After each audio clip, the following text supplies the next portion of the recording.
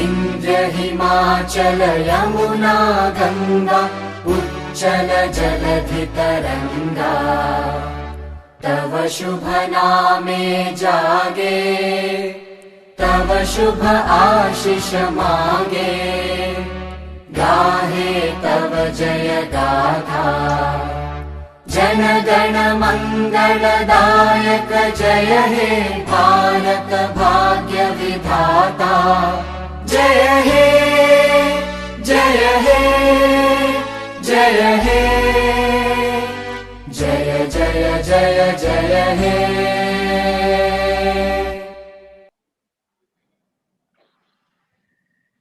மீண்டும் எல்லாருக்கும் மாலை வணக்கம். ஸோ இந்த ஒரு அற்புதமான நாள்ல நேஷனல் ஆந்தம் பிளே பண்ணும் போதே பார்த்தா நம்ம அது ஒரு பியூட்டிஃபுல்லான ஒரு ஃபீலிங். ஸோ இன்னைக்கு அதை கேட்கறது ரொம்ப ஒரு ஸ்பெஷல் டேல கேட்கறது எனக்கு ரொம்ப சந்தோஷமா இருந்தது. ஸோ இப்படிப்பட்ட ஒரு சிறப்பான ஒரு நாட்டுல நம்மளும் இங்க வாழ்ந்துட்டு இருக்கோம் அப்படின்றது ஒரு பெருமையான ஒரு விஷயம். ஸோ மீண்டும் எல்லாருக்கும் குடியரசு தின நல்வாழ்த்துக்களை சொல்லிக்கொண்டு நம்ம அச்சம் தவிர போக போறோம். மிஸ்டர் பிரதீப் அவர்கள், the founder of let tank foundation, அவர்களை வெல்கம் ஸ்பீச் கொடுக்கறதுக்காக அன்போடு வரவேற்கிறேன். வணக்கம், அனைவருக்கும் வணக்கம். ஃபர்ஸ்ட் நான் ஃபார்மலா எனக்கு பேச வராது, மனசுல பட்டது அப்படியே கேஷுவலா பேசுறேன். திருமதி திரௌபதி அம்மா இதுல ஜாயின் பண்றது ரொம்ப சந்தோஷங்க. ஐ அம் ஆடிபிள்?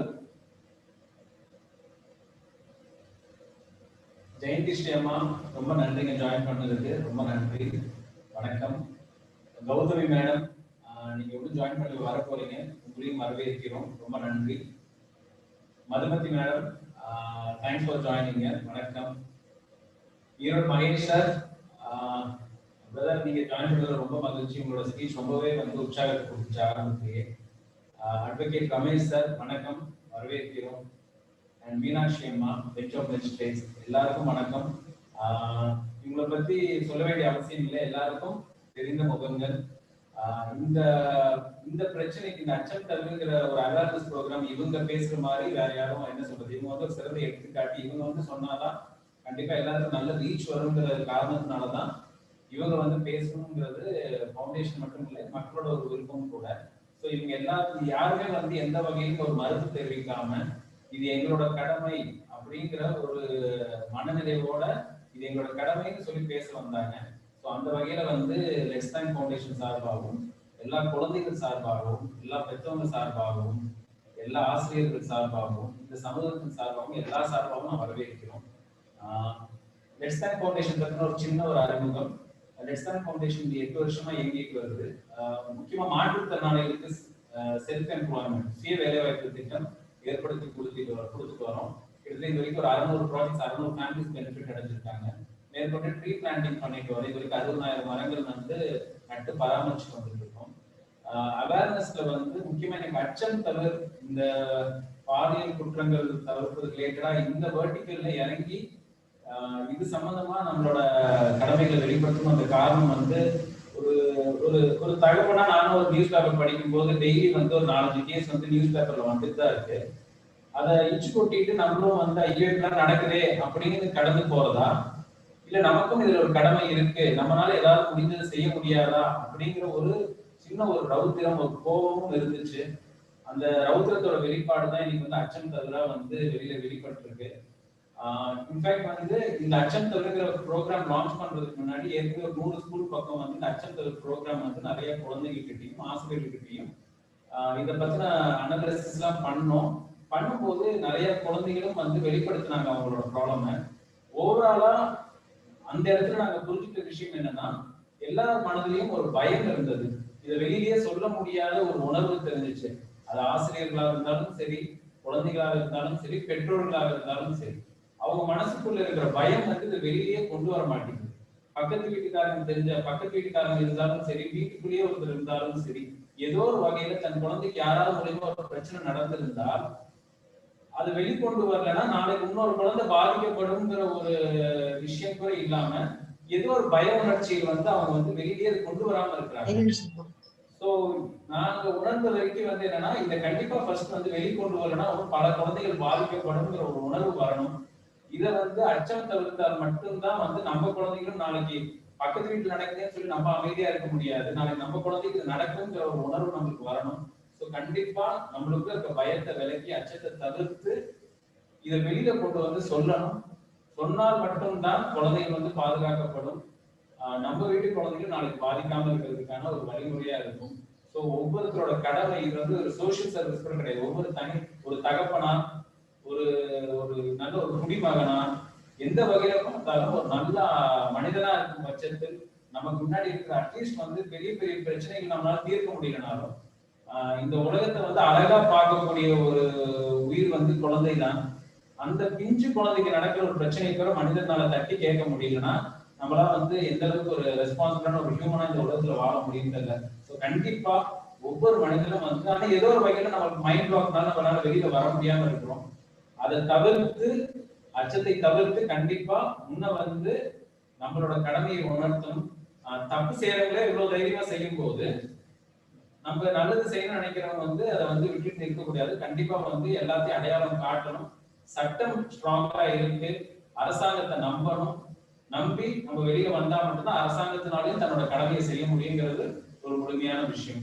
ஸோ இந்த ஒரு காரணத்தினாலதான் வந்து ஒரு ஒரு குடிமகனாகவும் ஒரு தகவனாகவும் இருந்து இதை வந்து சொல்லிட்டு போக முடியல. கண்டிப்பா நம்மளோட கடமையை வெளிப்படுத்தணுங்கிற ஒரு ஆரம்பத்துக்கு ரவுத்துறதுக்கு இதை ஆரம்பிக்கப்பட்டது.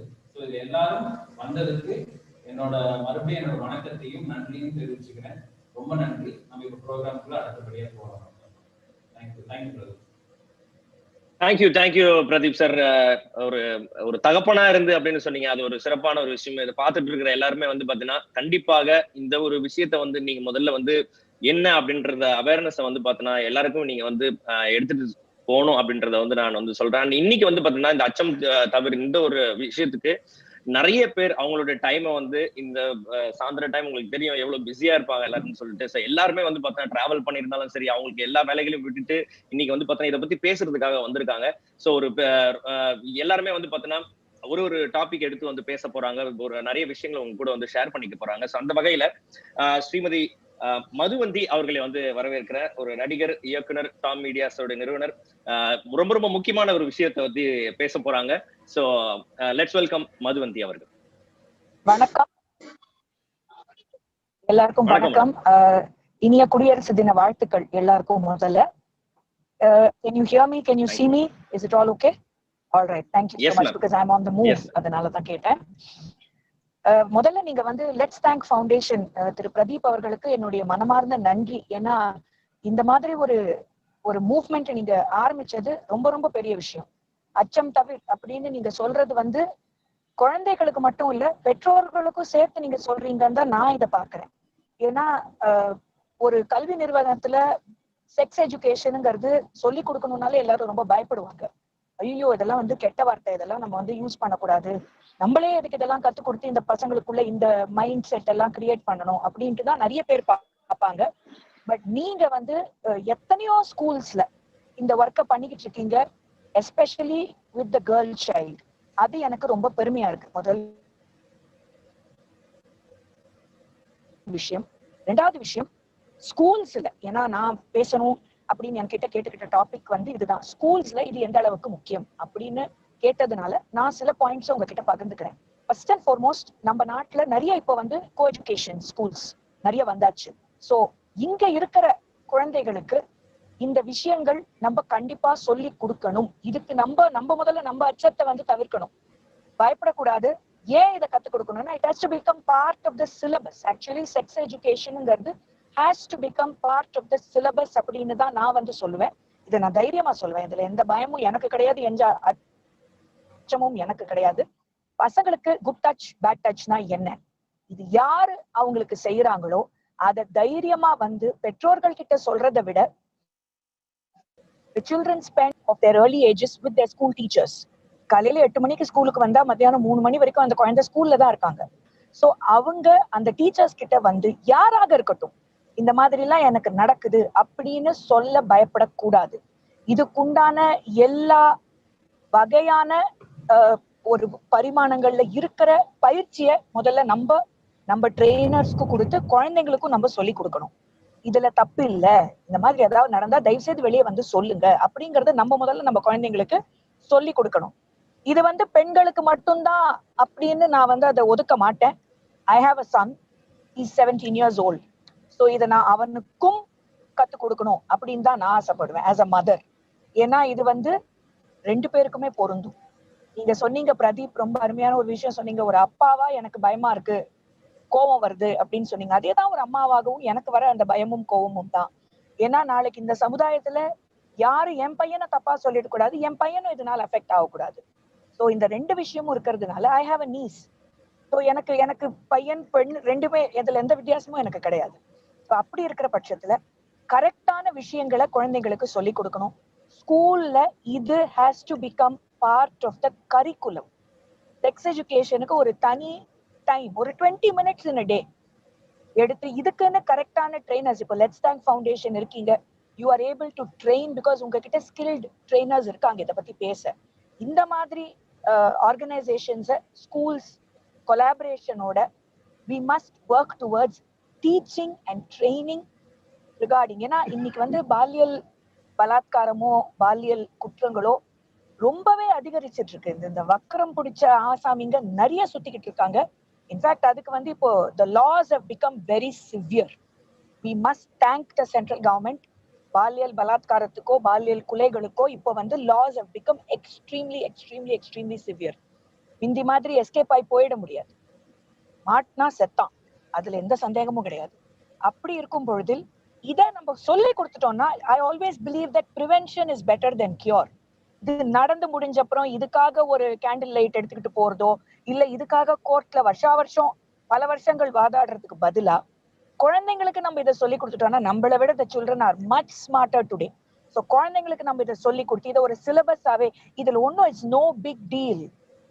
Sex education is a very integral part of education அப்படின்னு கொண்டு போயிட்டோம்னா ஃபர்ஸ்ட் இந்த கியூரியாசிட்டி குறையும். இந்த யூடியூப்ல மற்ற இடங்கள்ல எல்லாம் இந்த ஃபயர் வால் போடுறதே நிறுத்தப்படலாம் ஆக்சுவலா. ஏன்னா கியூரியாசிட்டி குறையும். They'll understand it's no big deal and they will know when to tell the parent or the teacher எது ரைட்டு எது தப்புன்னு சொல்றதுக்கு குழந்தைங்களால they'll be able to have that freedom and that strength. நீங்க அச்சம் தவிரன்னு சொல்லும்போது அந்த பயம் போகணும். ஸோ அது கண்டிப்பா நடக்கணும். ஸ்கூல்ஸ்ல இத ஒரு பெரிய லெவல்ல கொண்டு வரணும். அதனால இது இந்த நியூ எஜுகேஷன் பாலிசியில இதுவும் உள்ள வந்ததுன்னா it will be very helpful. I am sure with all your support and with great institutions like Let's Thank Foundation, நம்ம இத கவர்மெண்ட்டுக்கு ஒரு ஒரு ஒரு ஒரு ரெக்வெஸ்ட் மாதிரியே நம்ம சொல்லலாம். Please include as part of the syllabus. இப்போ நிறைய செக்ஸ் எஜுகேஷன் இருக்கு, but include it as part of the syllabus in schools, especially in the primary level. என்னை பொறுத்த வரைக்கும் 8 வயசுக்கு மேல குழந்தைங்களுக்கு எல்லாமே தெரிய வருதுங்க. நம்ம தான் நினைக்கிறோம் அவங்களுக்கு எதுவும் தெரியாது, நம்ம ஐயோ சொல்லி கொடுக்க கூடாதுங்கிற பயம் எல்லாம் நம்ம தான். குழந்தைங்களுக்கு எல்லாம் தெரியும். So from the time they turn 8, I think it's the right time. 8 வயசுக்கு அப்புறம் டான்ஸ் கத்து கொடுக்குறோம், பாட்டு கத்து கொடுக்குறோம், ஏதாவது ஒரு ஸ்கில் கத்து கொடுக்குறோம். அப்ப இந்த மாதிரி ஒரு விஷயத்துலயும் அவங்ககிட்ட இருக்கிற பயத்தை போக்கி இந்த மாதிரி விஷயங்களை கத்து கொடுக்கறதுல எந்த தப்பும் கிடையாது. சொல்லி கொடுத்து சிலபஸ்ல இதை ஒரு இன்டெகிரல் பார்ட் ஆக்கி லெட்ஸ் தேங்க் ஃபவுண்டேஷன் மாதிரி organisations you take it across the country, கண்டிப்பா இந்த நாட்டுல இருக்கிற அச்சம் தானாவே தவிர்க்கப்படும் அப்படிங்கிறது தான் என்னுடைய தாழ்மையான கருத்து.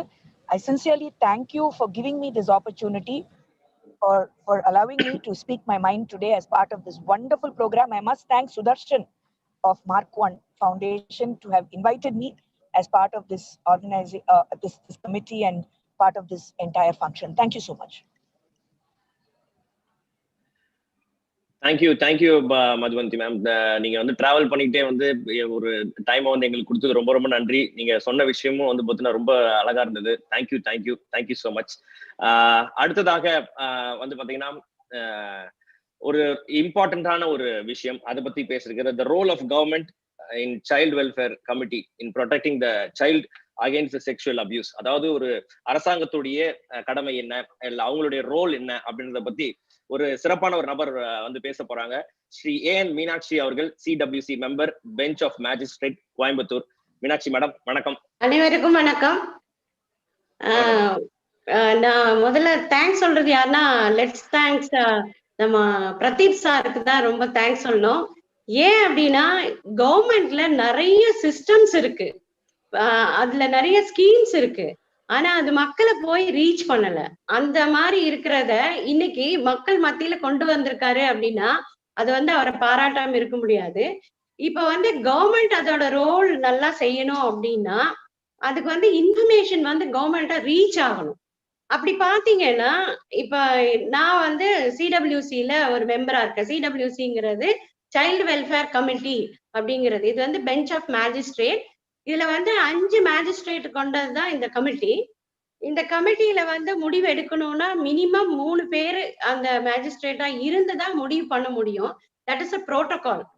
இதுல என்னன்னா ஜேஜே ஆக்ட் படி அவங்க ஒர்க் பண்ணி ஆகணும். அததான் அவங்களோட தம்ப் ரூல். அதை பேஸ் பண்ணி தான் அவங்க ஒர்க் பண்ணோம்.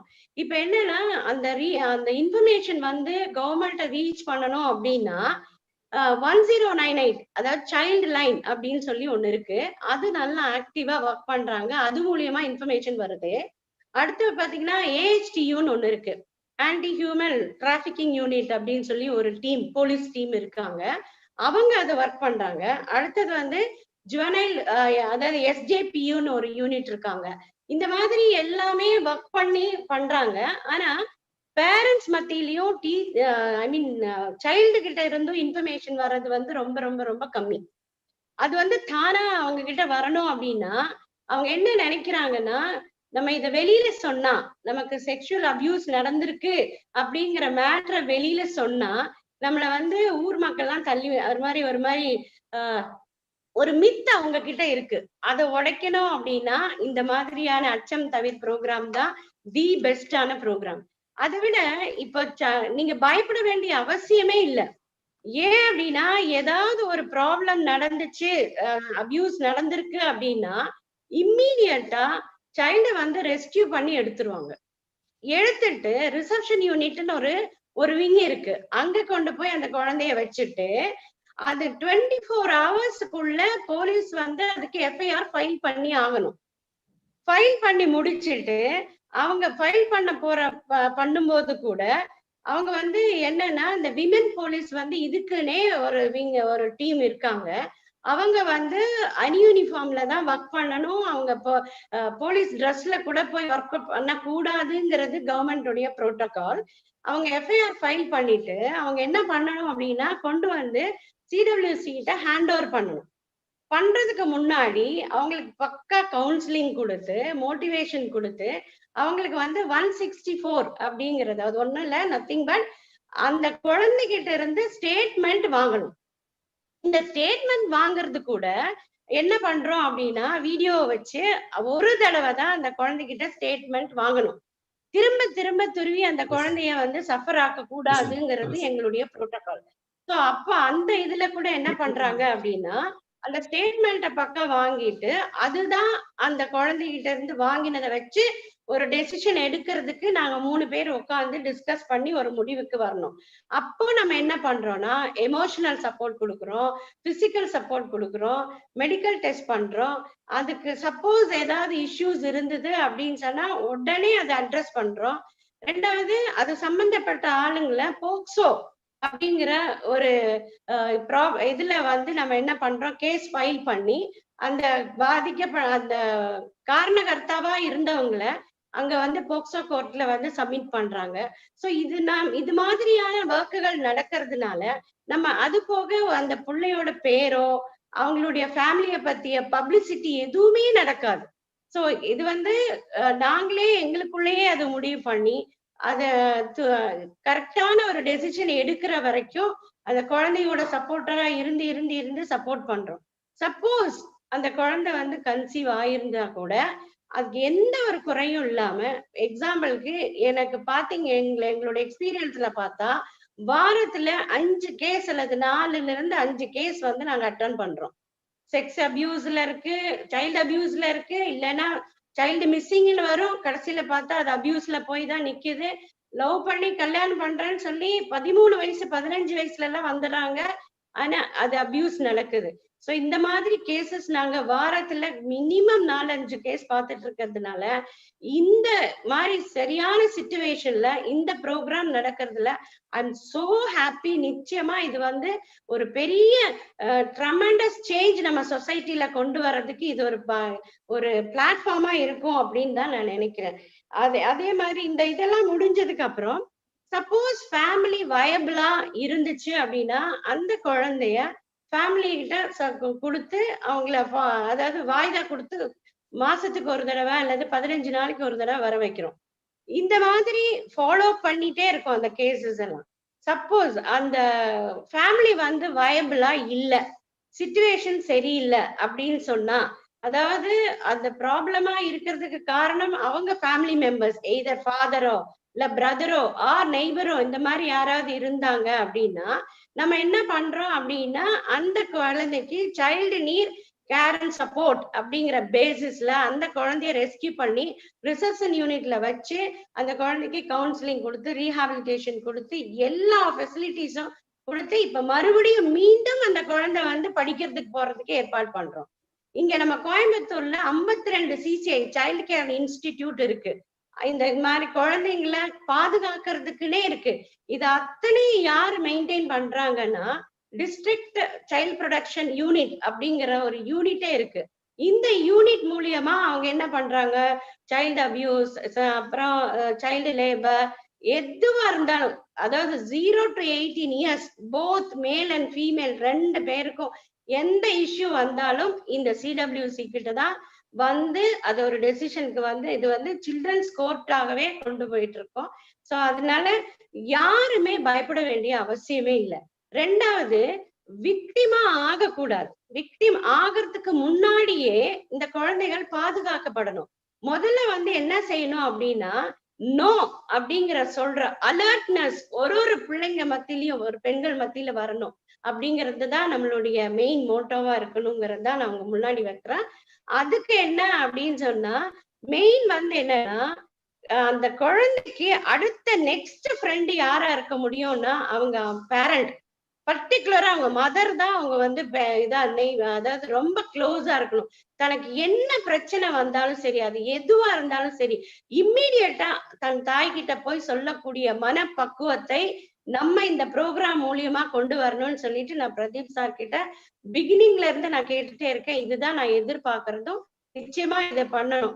அது பண்ணணும் அப்படின்னா என்னன்னா, நம்ம வந்து சில்ட்ரன்ஸ்க்கு மட்டும் ஸ்கூல் லெவல்ல எஜுகேஷன் கொடுத்தா பத்தாது. அது கூட என்ன செய்யணும்னா, பேரண்ட வந்து நம்ம கூப்பிட்டு வச்சு நிறைய பேசணும் அவங்க கிட்ட. இந்த மாதிரி விஷயங்கள்லாம் ஃப்ரெண்ட்லியா பிஹேவ் பண்றது எப்படி, அதனால என்ன பெனிஃபிட், அதனால எத்தனை இஷ்யூஸ் சால்வ் ஆக முடியும் அப்படிங்கிறத பேரண்ட்ஸுக்கும் இத வந்து இந்த எஜுகேஷன் போய் சேரணும் அப்படிங்கிறத இது பண்ணிட்டு இருக்கேன்.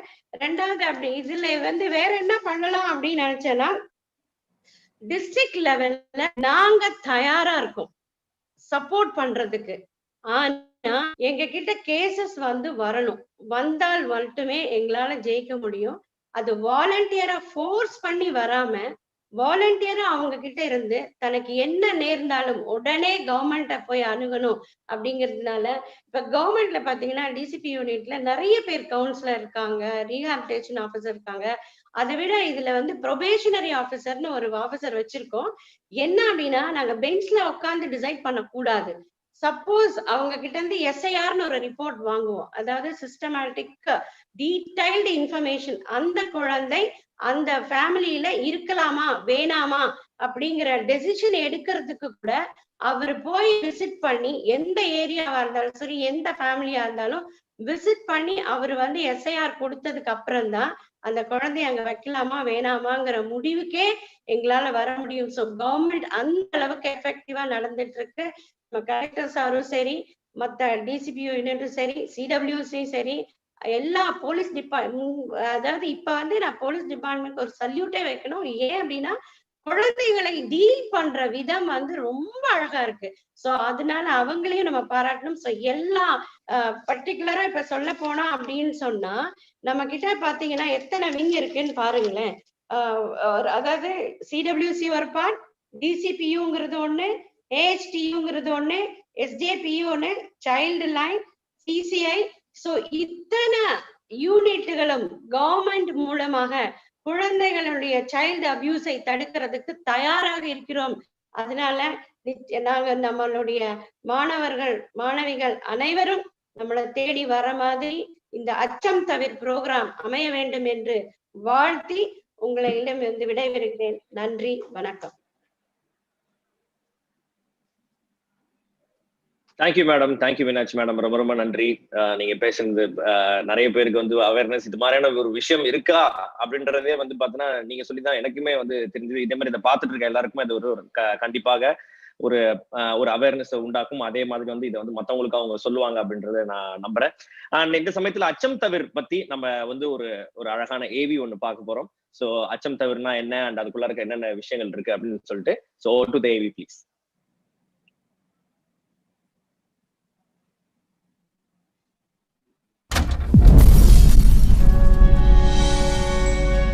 பயம்.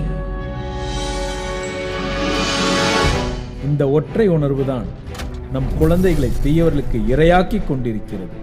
குழந்தைகளின் அறியாமையை பயன்படுத்தி அவர்களை தவறு செய்ததாக எண்ண வைத்து அவர்களை அச்சுறுத்தி தங்களது வேட்கைக்கு விருந்தாக்கி கொள்கின்றனர். பாரதியின் எண்ணங்களுக்கு ஏற்ப நம் குழந்தைகள் அச்சம் தவிர்த்து உச்சம் தொட வேண்டும். அச்சம் தவிர்த்தலே நம் குழந்தைகளை காப்பாற்றும். அச்சம் தவிர்த்தலே சமூக விரோதிகளை அடையாளம் காட்டும்.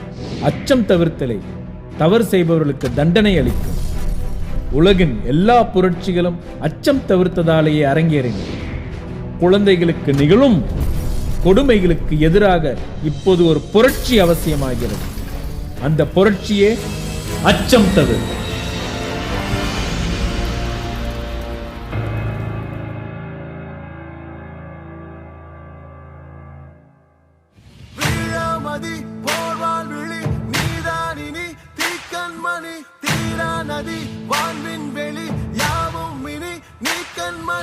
பயமதையொழி பயணத்தின் வழி சுடும் வெண்பனி நீதானே.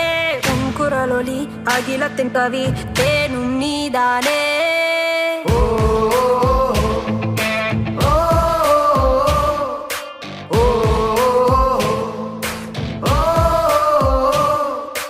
மனமது கனி திடமதை துணி பரவிய புவி நீதானே. துணிவதை அணி துயரினை அழி வானம் வீழாதே. பூவடி தூண்டு சிக்காமி நடி இனி நானும் நீ ஒரு இரும்பு துளி. இனி நீ உனக்கு நாயகியே. இனி நீ உனக்கு நாயகியே. இனி நீ உனக்கு நாயகியே. இனி நீ உனக்கு நாயகியே.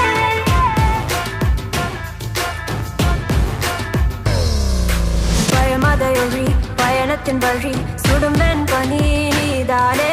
உன் குரலொலி அகிலத்தின் கவி தேனும் நீதானே.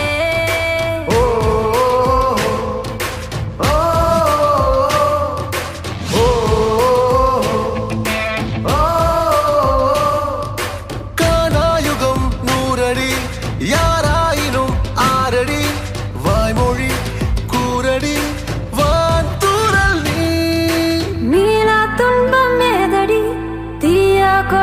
பூவடி தூண்டு சிக்காமி நடி இனி நானும் நீ ஒரு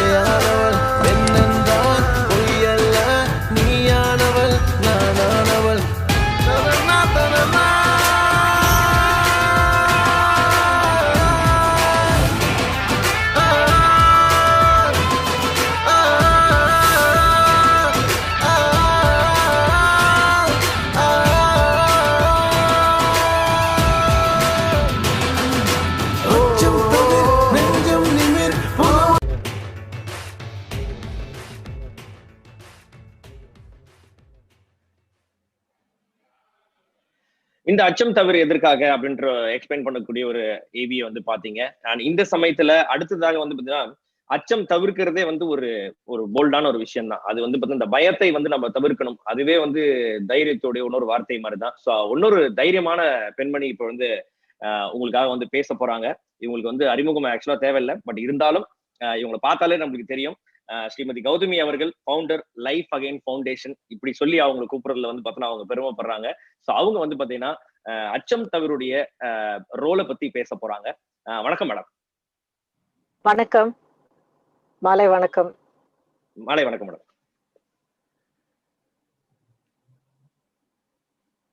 நான் பேசலாமா? Yes ma'am, yes ma'am. Okay. First of all இந்த நிகழ்ச்சி நடத்துறதுக்கும் இந்த அவேர்னஸ் கேம்பெயின் நடத்துறதுக்கும் லெட்ஸ் தேங்க் ஃபவுண்டேஷன் உடைய ஒவ்வொரு மெம்பருக்கும் இது நிறைவேற்றுறதுக்கு உதவியா இருக்கிற ஒவ்வொருத்தருக்கும் என்னுடைய மனமார்ந்த வாழ்த்துக்கள், என்னுடைய மனமார்ந்த நன்றியும் கூட. குழந்தைங்களை பாதுகாக்க வேண்டியது நம்ம அனைவருடைய பொறுப்பு.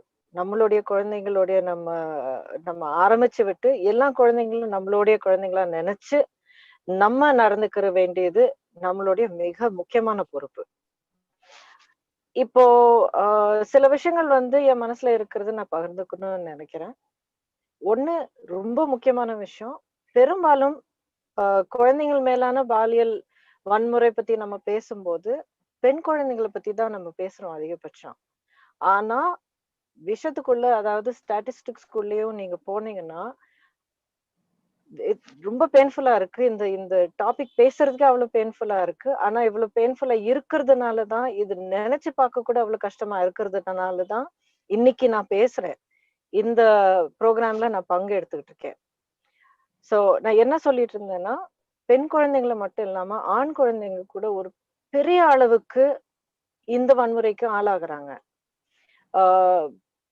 நம்மளை சுத்தி இருக்கிற நிறைய விஷயங்கள் நம்ம கண் திறந்து பார்த்தாலே, இல்ல நம்ம நிறைய பேருக்கு வந்து ஃபேக்ட்ஸ் வேணும், ப்ரூஃப் வேணும், ஸ்டாட்டிஸ்டிக்ஸ் வேணும், எப்படி நீங்க பார்த்தாலும் இது வந்து நம்ம தவிர்க்க முடியாத, அதாவது மறுக்க முடியாத ஒரு உண்மை அப்படிங்கிறது நம்ம அனைவருக்கும் தெரிய வரும். தயவு செய்து குழந்தைகள் மீதான பாலியல் வன்முறையை பத்தி நம்ம பேசும்போது, இல்ல இதுக்கான விழிப்புணர்வு, இல்ல இதுக்கான ஒரு ஆக்ஷன் நம்ம எடுக்கும்போது ஆண் குழந்தைங்களும் பெண் குழந்தைங்களும் சமமாக இதுக்கான இதுல விக்டம்ஸ் ஆகக்கூடிய வாய்ப்பு இருக்கு அப்படிங்கறது நம்ம மனசுல வச்சுக்கணும். இதுதான் ரொம்ப முக்கியமான விஷயம்.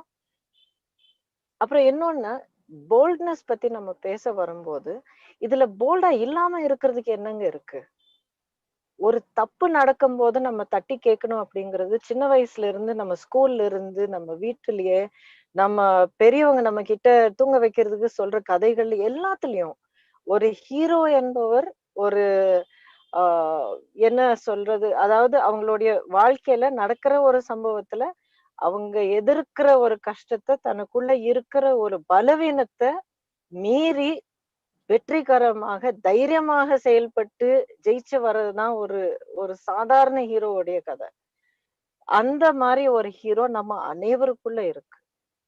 ஆணா இருந்தாலும் பெண்ணா இருந்தாலும் குழந்தையா இருந்தாலும் பெரியவங்களா இருந்தாலும், we are all heroes and we become heroes when we stand up and we speak out when we are afraid, when we are defending the weak, when we are defending those that have no voice. அடுத்தவங்களுக்கு நம்ம குரல் கொடுத்து அடுத்தவங்களுக்காக நின்னு நம்ம போராடும் போது நமக்குள்ள இருக்கிற அந்த தைரியம் வெளிவரும். இப்போ நமக்குள்ள தைரியத்தை பத்தி நான் ஏன் பேசுறேன், அதாவது பாதிக்கப்படுற குழந்தைங்களுக்கு தானே நீங்க தைரியத்தை சொல்லி கொடுக்கணும் அப்படின்னு சொல்லி சில பேர் கேட்கலாம். ஆனா குழந்தைங்களுக்காக தைரியமா இருந்து நின்னு போராடி அவங்களை காப்பாற்ற வேண்டிய பொறுப்பு நம்மளோடது. இது எதிர்த்து யாராவது ஏதாவது ஒரு வார்த்தை சொன்னா கூட இது நான் எந்த விதத்திலயும் நான் ஒத்துக்க மாட்டேன். எந்த விதமான ஒரு சிறு அளவுக்கு ஒரு ஹியூமனிட்டி இருக்கிற யாரா இருந்தாலும் இந்த விஷயத்த ஒத்துக்க மாட்டாங்க. நம்ம தான் குழந்தைங்களை காப்பாத்தணும், நம்ம தான் குழந்தைங்களை பாதுகாப்பா வச்சுக்கணும். நாம தான் குழந்தைங்களுக்கு உண்மைய அவங்களுக்கு புரியறபடி அவங்களுக்குள்ள ஒரு கேர்ஃபுல்னஸ் உருவாக்கணும். அதே நேரத்துல அவங்களுடைய இன்னசென்ஸ வந்து நமக்கு எடுக்க கூடாது. உண்மைய சொல்லி கொடுக்கும்போது இதெல்லாம் வந்து ரொம்ப டெலிகேட்டா, ரொம்ப ஆலோசிச்சு, ரொம்ப ஒரு அக்கறையோட நம்ம செய்ய வேண்டிய விஷயங்கள் இதெல்லாம். லெட்ஸ் தேங்க் ஃபவுண்டேஷன் வந்து நடத்திட்டு இருக்கிற இந்த மாதிரி விழிப்புணர்வு ப்ரோக்ராம்ஸ், இந்த மாதிரி இன்னும் நிறைய பேரு ஆர்கனைசேஷன்ஸ் மட்டும் இல்லாம அவங்களுடைய தனிப்பட்ட கெப்பாசிட்டியில நிறைய இந்த மாதிரி சேவைகள் செஞ்சுட்டு இருக்காங்க. அருமையான விஷயம். அனைவருக்கும் என்னுடைய நன்றியை நான் தெரிவிச்சுக்கிறேன். ஆனா இந்த ப்ரோக்ராம் மூலியமா நான் சொல்ல விரும்புற விஷயம் வந்து திரும்ப திரும்ப திரும்ப நான் அழுத்தத்தோட நான் சொல்ற விஷயம் என்னன்னா, நம்ம ஒவ்வொருத்தருமே நமக்குள்ள இருக்கிற அந்த ஹீரோவை வெளிக்கொண்டு வரணும்னா நாம தைரியமா நிக்கணும், நாம போல்டா பேசணும். அதாவது ஒரு குழந்தை வந்து பாதிக்கப்பட்டு தன்னை வந்து அந்த அந்த குழந்தை, அந்த சிறுமி வந்து நம்ம கற்பனை கூட பண்ணிக்க முடியாத அளவுக்கு கொடுமைகளையும் டார்ச்சரையும் அனுபவிச்சு அந்த ஒரு விக்டமா நம்ம கண்ணு முன்னாடி நிக்கிற வரைக்கும் நம்ம காத்துட்டு இருக்க கூடாது. எப்பவுமே நம்ம கவனமா இருக்கணும். ஒரு நார்மலான, ஒரு சந்தோஷமான, நல்ல ஆரோக்கியமான ஒரு சூழ்நிலையில வாழ்ந்துட்டு இருக்கிற ஒரு குழந்தையோட நடமாட்டம் எப்படி இருக்கும்? அதே குழந்தை வந்து ஒரு பயத்துக்கும், இந்த மாதிரி ஒரு கொடுமைக்கும், இல்ல யாராவது ஒரு சின்ன மிரட்டல் கூட கொடுத்தா குழந்தையோடைய சுபாவம் எப்படி மாறும் அப்படிங்கறது நம்ம எல்லாரும் புரிஞ்சுக்கணும். 24 மணி நேரம் நாம கவனமா இருந்துகிட்டே இருக்கணும். எல்லாரும் நம்மள சுத்தி குழந்தைங்களை எங்க பார்த்தாலும், நம்ம வீட்லயே, இல்ல நம்ம வேலைக்கு போற இடத்துல, இல்ல நம்ம வந்து பயணிக்கிற இடத்துல, இல்ல நம்ம கடைக்கு போற இடத்துல, நம்ம சாப்பிட போற ஒரு ஒரு ஹோட்டல்ல, எங்க இருந்தாலும் இந்த ஒரு விஷயத்துக்கு மட்டும் நம்ம வந்து ரொம்ப ரொம்ப கவனமா இருக்கணும். எப்பவுமே பார்த்துக்கிட்டு இருக்கணும். அந்த மாதிரி ஒரு சூழ்நிலை, அதாவது ஒரு குழந்தைய பார்த்துட்டு ஐயோ ஏதோ இங்க என்னமோ தப்பா நடக்குது, அந்த குழந்தைய பார்த்தா வந்து ரொம்ப பயந்து போன மாதிரியே இருக்கே, இல்ல அந்த அந்த ஒரு அடல்ட் யாராவது, ஒரு ஆணா இருந்தாலும் யாரா இருந்தாலும் கிட்ட வரும்போது அப்படி பயந்து ஒதுங்குறாங்களே, ஏதோ ஒண்ணு தப்பா நடக்குது அப்படின்னு சொல்லி நமக்கு தோணுச்சுன்னா அந்த நேரத்துல நம்ம எடுக்கக்கூடிய ஸ்டெப்ஸ் பலது இருக்கு. அதாவது அங்க இருக்கிற பொறுப்புல இருக்கிறவங்க கிட்ட நம்ம பேசலாம். நம்மளா போய் யாரையும் டிஸ்டர்ப் பண்ணாத அளவுக்கு அந்த குழந்தைக்கு வந்து மேல அதுக்கு மேல ஆபத்து வராம இருக்கிறபடி நம்ம வந்து எப்படி ஹேண்டில் பண்ணணும். இல்ல இந்த மாதிரி விஷயங்களுக்கு சைல்ட் ஹெல்ப் லைன் இருக்கு, இல்ல ஆர்கனைசேஷன்ஸ் இருக்காங்க. இந்த மாதிரி விவரங்கள் நம்ம ஏற்கனவே தெரிஞ்சு வச்சுக்கணும். அண்ட் லெட்ஸ் தேங்க் ஃபவுண்டேஷன் கிட்ட என்னுடைய ஒரு வேண்டுகோள், இந்த மாதிரி இன்ஃபர்மேஷன் நீங்க எல்லாமே ஒரே இடத்துல நீங்க கலெக்ட் பண்ணி எல்லாருக்கும் நீங்க பகிர்ந்துக்கிட்டீங்கன்னா, நம்ம எல்லாரும் வாட்ஸ்அப்ல எத்தனையோ மெசேஜஸ் வந்து நம்ம சேவ் பண்ணிக்கிறோம், டவுன்லோட் பண்ணிக்கிறோம், திரும்ப திரும்ப பார்த்துட்டு இருக்கோம், ரசிக்கிறோம், எத்தனையோ விஷயங்கள் நம்ம கத்துக்கிறோம். அது எல்லாத்த விட இது வந்து மிக முக்கியமான ஒரு தகவல்னு நான் சொல்லுவேன். ஸோ தயவு செய்து லெட்ஸ் தேங்க் ஃபவுண்டேஷன் இந்த ஒரு விஷயம் நீங்க பண்ணீங்கன்னா அது ரொம்ப பெரிய சேவையா இருக்கும். எத்தனையோ பாதிக்கப்பட்ட குழந்தைங்களை வந்து இதை வச்சு நம்ம காப்பாத்தலாம். சில நேரத்துல நம்மளால போய் பேச முடியாத ஒரு சூழ்நிலையில இருக்கலாம். இல்ல மேபி அந்த அளவுக்கு நம்ம போய் பேசுற அளவுக்கு நமக்கு ஒரு சப்போர்ட் அந்த நேரத்துல இல்லாம இருக்கலாம். ஜஸ்ட் அந்த நம்பரை நோட் பண்ணிட்டு ஃபோன் பண்ணிட்டு, எனக்கு இந்த மாதிரி ஒரு விஷயம் இருக்கு, இந்த மாதிரி ஒரு ஒரு இடத்துல எனக்கு ரொம்ப சந்தேகமா இருக்கிற ஒரு சூழ்நிலை இருக்கு அப்படின்னு சொல்லி ஒரு இன்ஃபர்மேஷன் கொடுத்தாலே போதும்.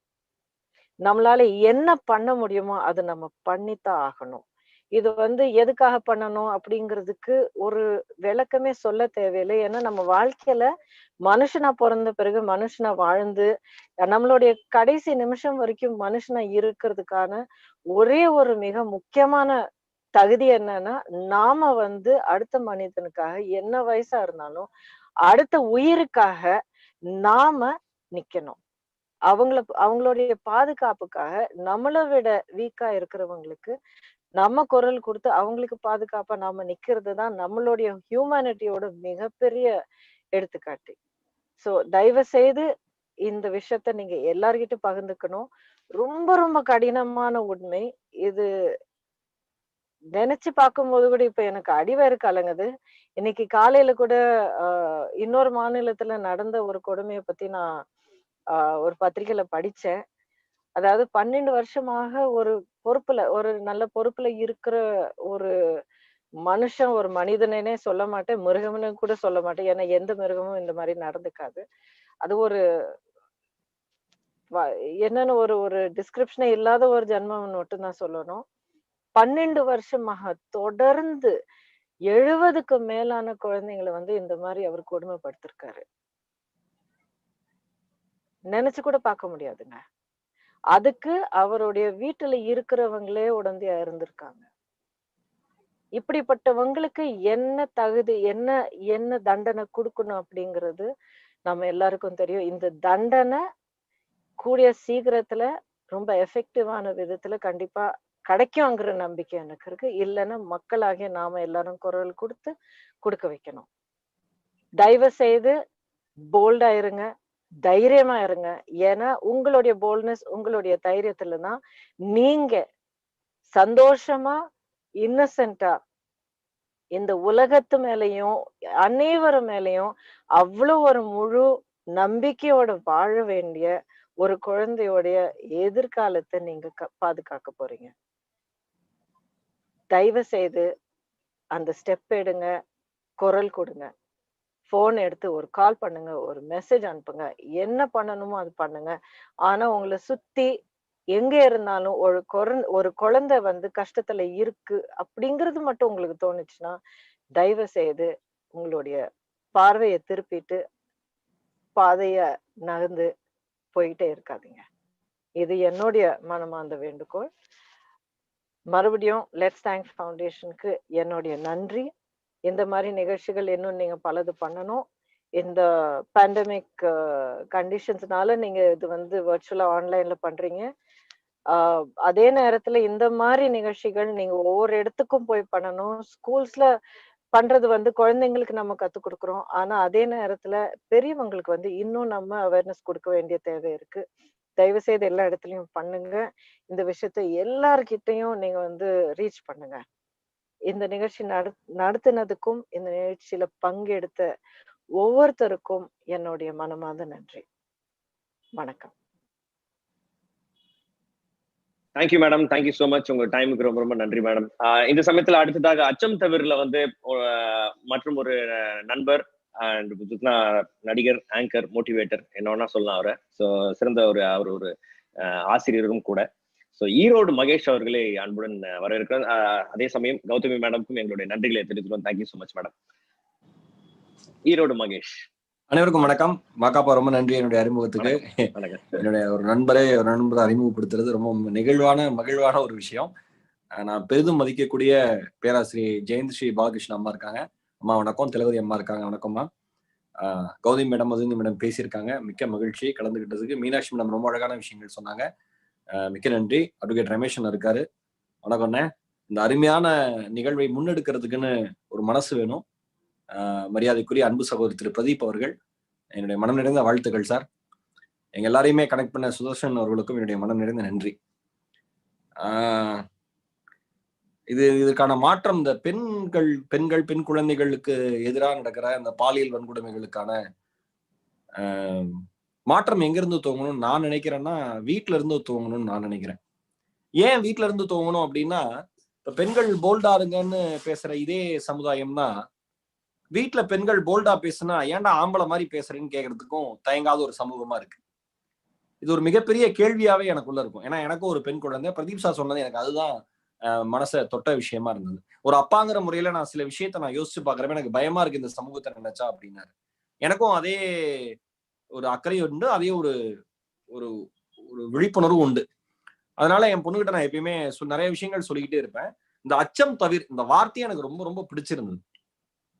ஏன்னா மகாகவியில சாதாரணமா ஒரு வார்த்தையை பயன்படுத்துவாரா, சொல்லுக சொல்லி பயனுடைய அப்படிமா. எந்த சொல்ல சொன்னாலும் அது பயனுடைய சொல்லுப்பா, இல்லைன்னா சொல்லாதங்கிறார் வள்ளுவர். அந்த மாதிரி அச்சம் தவிர் அப்படிங்கிறது ரொம்ப அழகான ஒரு உளவியலுடைய உண்மையா இந்த வார்த்தைகளை நான் நினைக்கிறேன். அச்சம்ங்கிறது என்னன்னா, தேவையில்லாத விஷயத்துக்கு பயப்படாதங்கிறது தான் அச்சமே.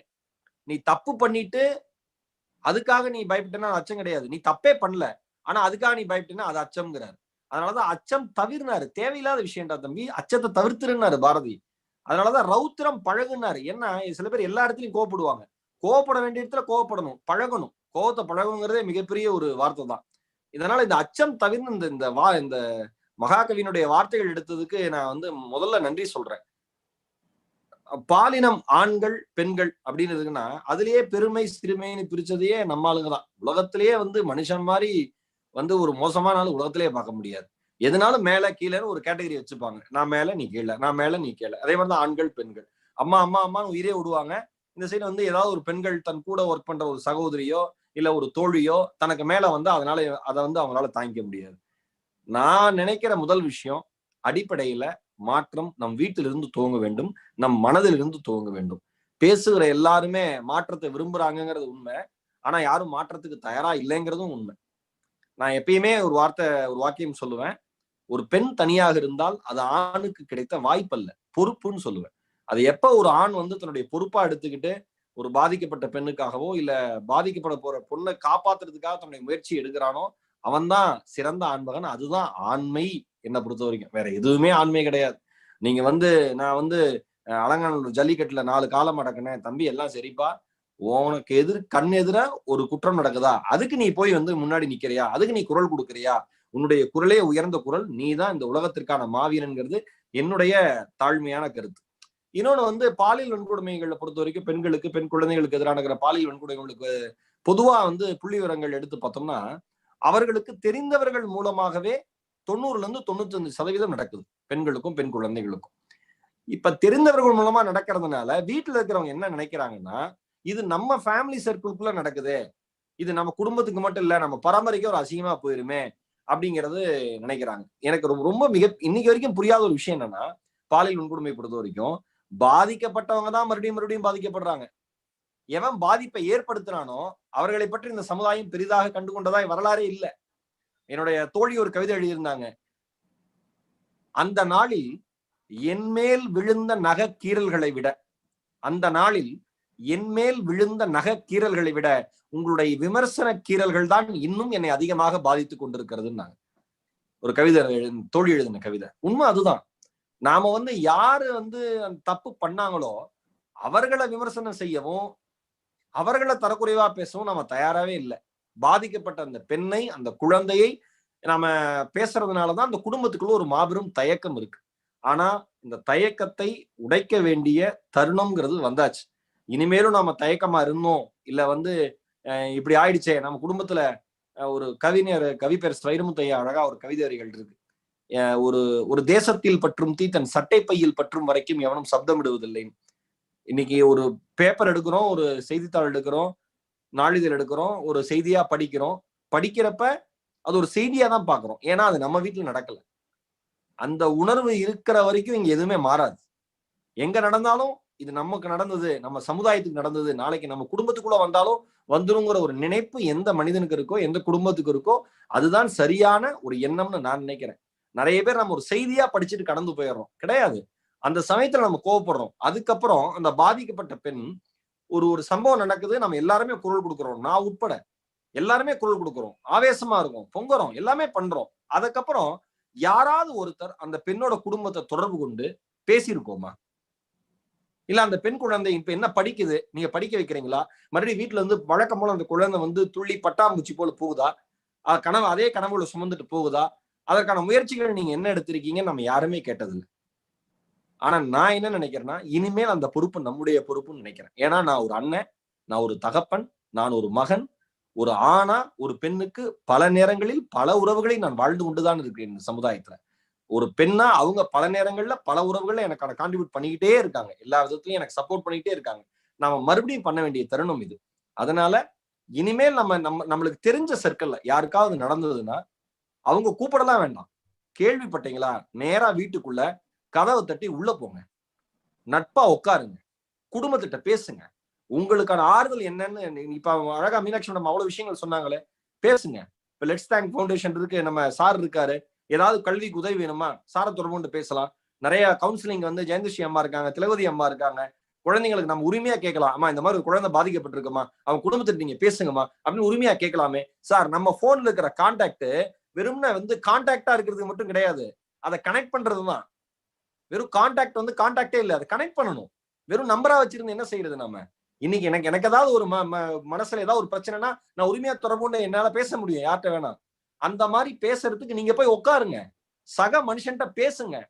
பக்கத்து வீடுங்கிறது வெறும் செங்கற்களால் ஆனதல்ல. அந்த குடும்பத்திலும் ஒரு இதயம் இருக்கிறது, அங்கேயும் மனுஷன் இருக்கான், அங்கேயும் ஒரு குழந்தை இருக்கு, அதுக்கு பின்னாடி ஒரு வாழ்க்கை இருக்கு, அதுக்கு ஒரு ஃபியூச்சர் இருக்குன்னு நம்புங்க. நாம மட்டும் நல்லா இருந்தா இந்த சமுதாயம் நல்லா இருக்க வாய்ப்பே இல்லை. எல்லாரும் நல்ல ஆரோக்கியமா ஒரு தெளிந்த மனதோடு இருக்கிறப்பதான் இந்த சமுதாயமும் நல்லா இருக்கும். பெண் குழந்தைகளை தயவு செய்து நீங்க படிக்க வைக்கிறீங்களோ இல்லையோ, என்னை பொறுத்த வரைக்கும் ஏதாவது ஒரு தற்காப்பு கலை கத்துக் கொடுங்க. அந்த குழந்தைங்களுக்கு முதல்ல பிடிக்காது, ஆனா கத்து கொடுத்தே ஆகணும். அதற்கான சூழல்ல தான் நாம் இருக்கோம். அதுல எந்தவித மாற்றமுமே கிடையாது. முதல்ல அது உடலுக்கு நல்லது, ரெண்டாவது மனசுக்கு நல்லது, மூணாவது வார்த்தைகள் பேசுறப்ப கம்பீரமா பேசும். இனிமேல் உங்களுக்கு தெரிந்த பெண் குழந்தைகள் யாராவது மிடுக்காக பேசினால் அடுத்த திலகவதி ஐபிஎஸ் நீதாம்பான்னு சொல்லி தட்டி கொடுங்க.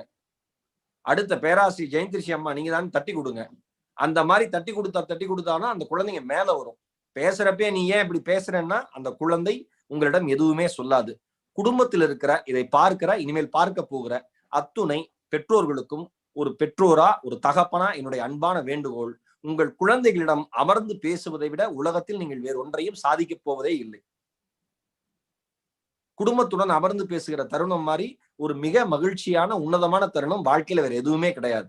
அதனால எவ்வளவு நட்பு ரீதியா பழக முடியுமோ பழகுங்க, பேசுங்க, அவங்க உணர்வுகளை புரிஞ்சுக்கோங்க, அவங்க நடைமுறை சிக்கல்களை தெரிஞ்சுங்க.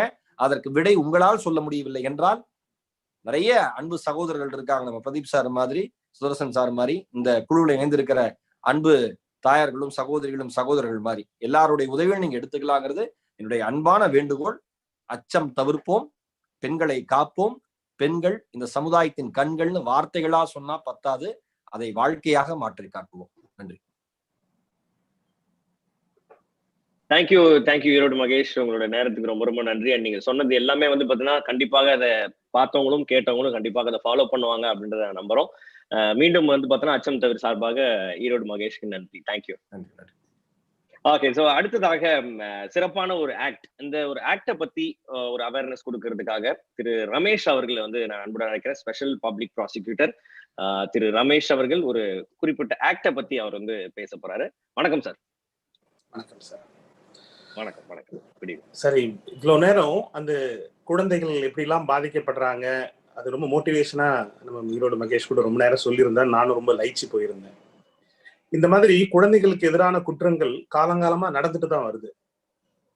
இப்ப புதுசா எல்லாம் எதுவும் நடக்கல. இது இப்போ வந்து வெளியே தெரியறது ரொம்ப அதிகமா தெரியுது.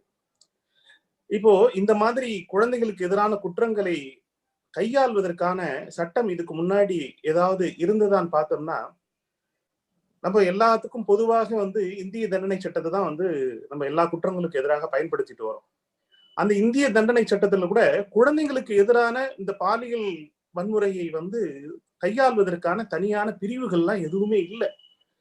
இந்த எக்ஸிஸ்டிங் லாஸ் சொல்றீங்களா, அந்த தற்கால சட்டங்கள் எதுவும் இந்த குழந்தைங்களுக்கு எதிராக குற்றங்களை வந்து கையாள்வதற்கான பிரிவுகள் இல்லாமே இருந்தது. ஒருவேளை வந்து அந்த இந்திய தண்டனை சட்டங்கள்லாம் வந்து ஏற்றுக்கின்ற பொழுது இந்த மாதிரி குற்றங்கள் நடக்கும், அதை தண்டிக்க வேண்டிய ஒரு காலகட்டம் வரும்னு சொல்லிட்டு அவங்க நினைச்சு கூட பார்த்திருக்க மாட்டாங்க போல.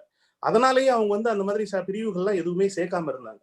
இரண்டாவது, இந்திய தண்டனை சட்டத்தில் கூட இந்த கற்பழிப்பு, ரேப் என்ற பிரிவு வந்து பெண்களுக்கு எதிரான குற்றத்தை மட்டும் தான் சொன்னதே தவிர, அதில் குழந்தைகளுக்கு எதிராக ஏதாவது பண்ணாங்கன்னா அதுக்கு வந்து ஒரு தீவிரமான குற்றமாக கருதணும்னோ எந்த ஒரு விளக்கமும் எதுவும் இல்லை. அது மட்டும் இல்லாம ஆண் குழந்தைகளை வந்து இந்த மாதிரிலாம் ஒரு பாதிப்பு ஏற்படும், ஆண் குழந்தைகளுக்கு எதிராகவும் ஒரு பாலியல் வன்கொடுமை வந்து நிகழ்த்தப்படலாம் என்கின்ற ஒரு விளக்கம் கூட எந்த சட்டத்திலும் இல்லாம இருந்தது. சோ இதை வந்து சரி செய்வதற்காக தான் 2012ஆம் ஆண்டுல இந்த குழந்தைகளுக்கு இந்த பாலியல் குற்றங்களிலிருந்து குழந்தைகளை பாதுகாக்கின்ற இந்த சட்டம் வந்து POCSO act, prevention of sexual protection of children from sexual அஃபென்சஸ்ன்ற இந்த புது சட்டம் வந்தது, போக்சோ சட்டம். இந்த சட்டம் குழந்தைகளுக்கான சட்டம்னா அது உண்மையிலேயே குழந்தைகளுக்கான சட்டம் தான். ஏன்னா நம்ம ஒரு பொருளை வந்து பெரியவங்களுக்கு ஒரு சைக்கிள் வாங்கி கொடுக்கறதுக்கும் குழந்தைங்களுக்கு ஒரு சைக்கிள் வாங்கி கொடுக்கறதுக்கும் நிறைய வித்தியாசம் இருக்கு. நம்ம பெரியவங்களுக்கு வந்து நார்மலான எல்லா ப்ராடக்ட்டுமே நார்மலா இருக்கும், குழந்தைங்களுக்கு அதுல வந்து சைல்டு டச் இருக்கணும் எல்லா விஷயத்திலயுமே. அது போல இந்த போக்சோ ஆக்ட்ல ஒரு விஷயத்திலையும் நுணுக்கமா பார்த்து அந்த குழந்தைக்கு டச் பண்ணிருக்க, அந்த சைல்டு டச் அந்த சட்டத்துல ஏற்படுத்தியிருக்காங்க. மற்ற எல்லா சட்டத்துக்கும் ரொம்ப வேறுபட்டதா இருக்கும் இந்த சட்டம். நார்மலா ஒரு சட்டம் இப்போ ஒரு குற்றம் பண்ணிட்டு கோர்ட்டுக்கு போறோம், அங்க நிறைய கோர்ட்ல வந்து இந்த மாதிரிலாம் கேஸ் நடக்கும் அப்படின்னு நம்ம சினிமாங்களை பார்த்திருப்போம், இல்ல சில பேர் வந்து நேரடியாக அனுபவிச்சிருப்பாங்க. அந்த மாதிரியான ஒரு சூழல் இந்த போக்சோ சட்டத்தை வந்து புகார் கொடுப்பவங்களுக்கோ இல்ல வந்து அதை நடத்துற இவங்களுக்கோ ஏற்படுத்தக்கூடாதுன்றதுனால, இது குழந்தைகளை ஹேண்டில் பண்ற ஒரு சட்டம்ன்றதுனால அதுக்கு தகுந்த ஒரு பெரிய பாதுகாப்பு அரண்களை எல்லாம் இந்த சட்டம் ஏற்படுத்தி இருக்கிறது. ஒரு சின்ன ஒரு எக்ஸாம்பிள் சொல்லணும்னா, முதல்ல கம்ப்ளைண்ட் கொடுக்க போறதுக்கே வந்து ஒரு பாதிக்கப்பட்ட குழந்தையோ அவங்க குடும்பமோ போலீஸ் ஸ்டேஷன் போக தேவையில்லை. அவங்க புகார் சொன்னாலே போதும், போலீஸ் வந்து அவங்களே வந்து புகாரை பெற்றுக்கொள்ளணும். புகாரை பெற்றுக்கொள்ள வருகின்ற போலீசார் வந்து போலீஸ் உடையில் வரக்கூடாது, அவங்க சாதாரண உடையில் அப்படி வரணும், அந்த மாதிரிதான் வரணும். அவங்க குழந்தைகிட்ட இருந்து ஒரு ஸ்டேட்மெண்ட் வாங்குறதுக்காக ஒரு நீதிமன்றத்துக்கு கூட்டிட்டு போறாங்க, இல்ல நாளைக்கு போக்சோ கோர்ட்ல வந்து கேஸ் நடக்குதுன்னா கூட அங்க இருக்கிற ஜட்ஜு கூட வந்து ஜட்ஜு மாதிரி நடந்துக்க மாட்டாங்க. டேபிள்ல சாக்லேட்டு பொம்மை எல்லாம் வச்சுட்டு அந்த குழந்தைகிட்ட ரொம்ப ஃப்ரெண்ட்லியா நீங்க என்ன பண்ற, முதல்ல வந்து அந்த குழந்தைய வந்து அந்த சூழலுக்கு தகுந்த மாதிரி மாத்தணும். இதெல்லாம் அந்த சட்டத்துல சொல்லப்பட்டு இருக்கு. இந்த மாதிரி ஏற்கனவே எந்த சட்டத்திலையும் அந்த மாதிரிலாம் இல்லை. இந்த புது சட்டத்துல இந்த மாதிரியான எல்லா விதமான வழிமுறைகளும் பண்ணப்பட்டிருக்கு. முக்கியமா நார்மல் ஒரு சாதாரணமான ஒரு சட்டத்துல கோர்ட்ல போய் சாட்சி சொல்றதுன்றது மிக கொடுமையான விஷயம். நம்மள வந்து ஒருத்தர் வந்து ஒரு பயமுறுத்திட்டாரு, மிரட்டிட்டார், பெரியவங்களா இருந்தாலே ஒருத்தர் வந்து என்னை வந்து மிரட்டிட்டாருன்னு சொல்லும் பொழுது, நான் புகார் கொடுக்கறது மட்டும் இல்ல, நான் நாளைக்கு போய் நீதிமன்றத்துல சாட்சி சொல்லும் பொழுது என்னை மிரட்டியவர் அங்கே நின்று கொண்டிருப்பார். அவரை நிக்க வச்சுக்கிட்டு நான் சொல்லணும் கை காமிச்சு, இவரு தாங்க என்ன மிரட்டினாரு அப்படின்னு சொல்லிட்டு, அதுக்கு ஒரு பெரிய மனதைரியம் வேண்டும் பெரியவங்களுக்கே. குழந்தைக்கு அந்த மாதிரி ஒரு சூழலை நம்ம வந்து எதிர்பார்க்க முடியுமா? அதை தவிர்ப்பதற்காக இந்த சட்டத்துல நல்ல ஒரு வழிமுறையில என்ன பண்ணிருக்காங்கன்னா, குழந்தைகளை எந்த சூழலிலும் குற்றம் சாட்டப்பட்டவர்கள் பார்க்கவே முடியாது. ஏன்னா இந்த குழந்தைகள் வந்து தனியா ஒரு சைல்டு ரூம்ல உட்கார வச்சுட்டு அங்கு விளையாட்டு பொம்மைகளோடு குழந்தைகள் விளையாடி கொண்டிருக்கும், அங்கே கேமரா இருக்கும், ஒரு டிவி விஷுவல் இருக்கும், ஜட்ஜி தனியா கோர்ட்ல உட்கார்ந்துட்டு இருப்பாங்க. ஜட்ஜி அவங்க மட்டும்தான் பார்ப்பாங்க. அந்த குற்றம் சாட்டப்பட்டவர்களோ மற்றவர்களோ யாரும் அந்த குழந்தைகளை பார்க்கவே மாட்டாங்க. அந்த மாதிரியான ஒரு சூழல். கேள்விகள் கூட உங்களுக்கு ரெண்டாவது நிறைய சினிமாங்களை நம்ம பார்த்திருப்போம். ஒரு குறுக்கு விசாரணை ஒரு சாட்சி சொல்ல போறவரை வந்து நிறைய வக்கீல்கள் வந்து குறுக்கு நிறைய விசாரிச்சு நிறைய திணறடிப்பாங்க அப்படின்ற மாதிரி. இது எல்லா வழக்கிலையுமே நடக்கும். ஒரு பெண் பெரியவங்களா இருந்தா அந்த பெண் வந்து தான் பாதிப்புக்கு உள்ளாயிருந்த இதே பாலியல் குற்றத்துக்கு உள்ளாகி இருந்தாலும் கூட அந்த பெண் நீதிமன்றத்திற்கு போய் சாட்சி சொல்லும் பொழுது அவங்களை வந்து நிறைய பேர் கேள்வி கேட்பாங்க. ஏன்னா ஒரு மாதிரி குறுக்கு விசாரணை எல்லாம் ரொம்ப தர்ம சங்கடமான சூழலை ஏற்படுத்தும். அதுவும் குறிப்பா ஒரு பெண்ணுக்கு, குழந்தைகளுக்கு அந்த மாதிரி ஏற்பட்டு விடக் கூடாது என்பதற்காக இங்கே கேள்விகளை கூட வழக்கறிஞர்கள் யாரும் நேரடியாக குழந்தைகளிடம் கேட்கவே முடியாது. அவர்கள் அந்த கேள்விகளை ஜட்ஜு கிட்ட சொல்லி, ஜட்ஜு தான் குழந்தைகிட்ட எப்படி பேசுவார்களோ அந்த முறையில வந்து அவங்க கேட்பாங்க. என்னம்மா இந்த மாதிரி சொல்றாரு, இது உண்மையா அப்படின்னு. அந்த குழந்தை எந்த வகையிலும் முகம் சுளிக்காதவாறு, முகம் கோணாதவாறு அந்த கேள்வி அந்த மாதிரி இருக்கணும் அப்படின்றதுனாலதான் இந்த சட்டத்தினுடைய இதுவே. இன்னொரு முக்கியமான விஷயம், இந்த சட்டத்திலேயே சைல்டு டெபினிஷன், குழந்தை என்றால் ஆண் பெண் இரண்டுத்தையும் சேர்த்து இந்த சட்டத்துலதான் முதலா வந்தது. இதற்கு முன்னாடி வந்து செக்ஷுவல் அபியூஸ்னா அது பெண்ணுக்கோ பெண் குழந்தைக்கு மட்டும்தான் ஏற்படும் என்கின்ற ஒரு நிலை மாறி இந்த சட்டத்துலதான் செக்ஷுவல் அபியூஸ்க்கு உள்ளாக்கப்படுவது ஆண் குழந்தையும் உள்ளாக்கப்படும் என்கின்ற ஒரு விளக்கம் இந்த சட்டத்தில் தான் வந்தது. தண்டனையும் இந்த சட்டத்தில் மற்ற சட்டங்களை விட ரொம்ப அதிகமான தண்டனைகள், மரண தண்டனையை விதிக்கலாம். ஒரு குழந்தையை வந்து நீங்க வந்து ஒரு குறிப்பிட்ட சூழல் 12 வயசுக்கு கீழே இருக்கிற குழந்தைக்கு ஒரு செக்ஷுவல் அபியூஸ் நடந்தது என்று நிரூபிக்கப்பட்டால், பெனிட்ரேட்டிவ் செக்ஷுவல் அபியூஸ் என்று நிரூபிக்கப்பட்டால் நீங்கள் மரண தண்டனை வரை விதிக்கக்கூடிய ப்ரொவிஷன்ஸும் இந்த சட்டத்துலதான் இருக்கு.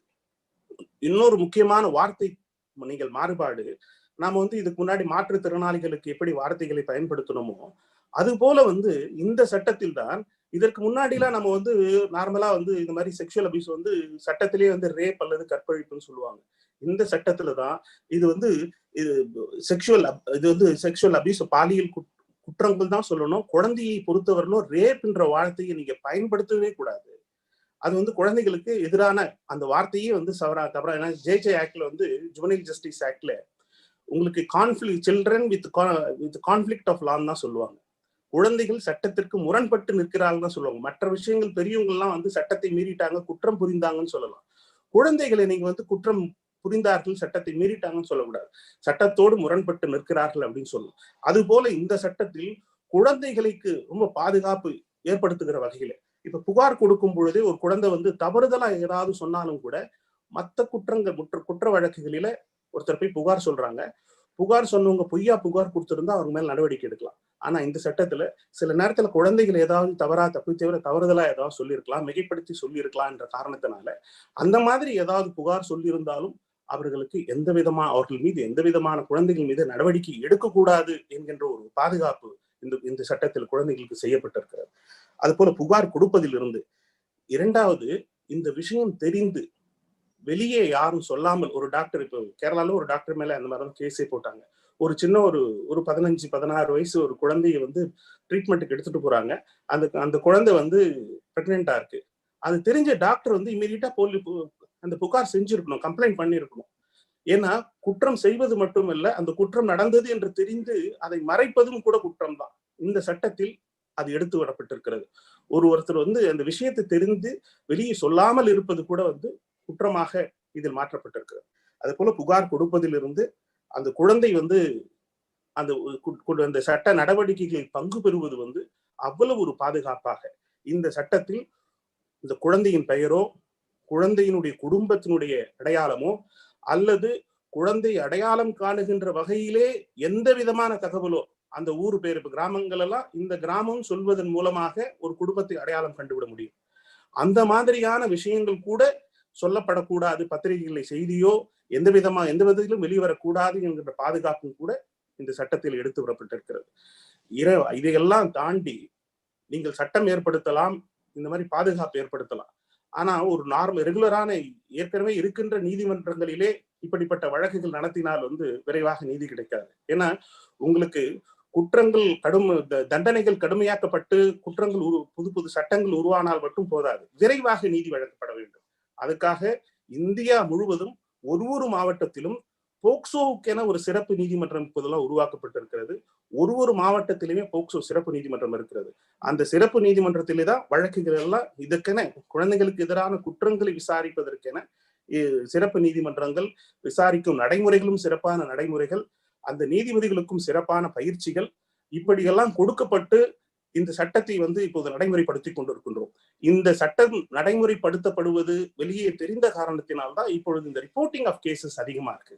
இந்த நிறைய பேப்பர்ல தினமும் பார்க்கிறோம். எங்கேயாவது ஒரு செய்தியில தினமும் செய்தித்தாள்ல நீங்க பாத்தீங்கன்னாலே ஒரு 10 வயசு குழந்தை அபியூஸ் பண்ணிட்டாங்க, 15 வயசு குழந்தைய அபியூஸ் பண்ணிட்டாங்கன்னு சொல்லிட்டு இப்ப ரொம்ப அதிகமா நடக்கிற மாதிரி ஏன் நம்ம ஃபீல் பண்றோம்னா இப்பதான் ரிப்போர்ட்டிங் அதிகமா இருக்கு.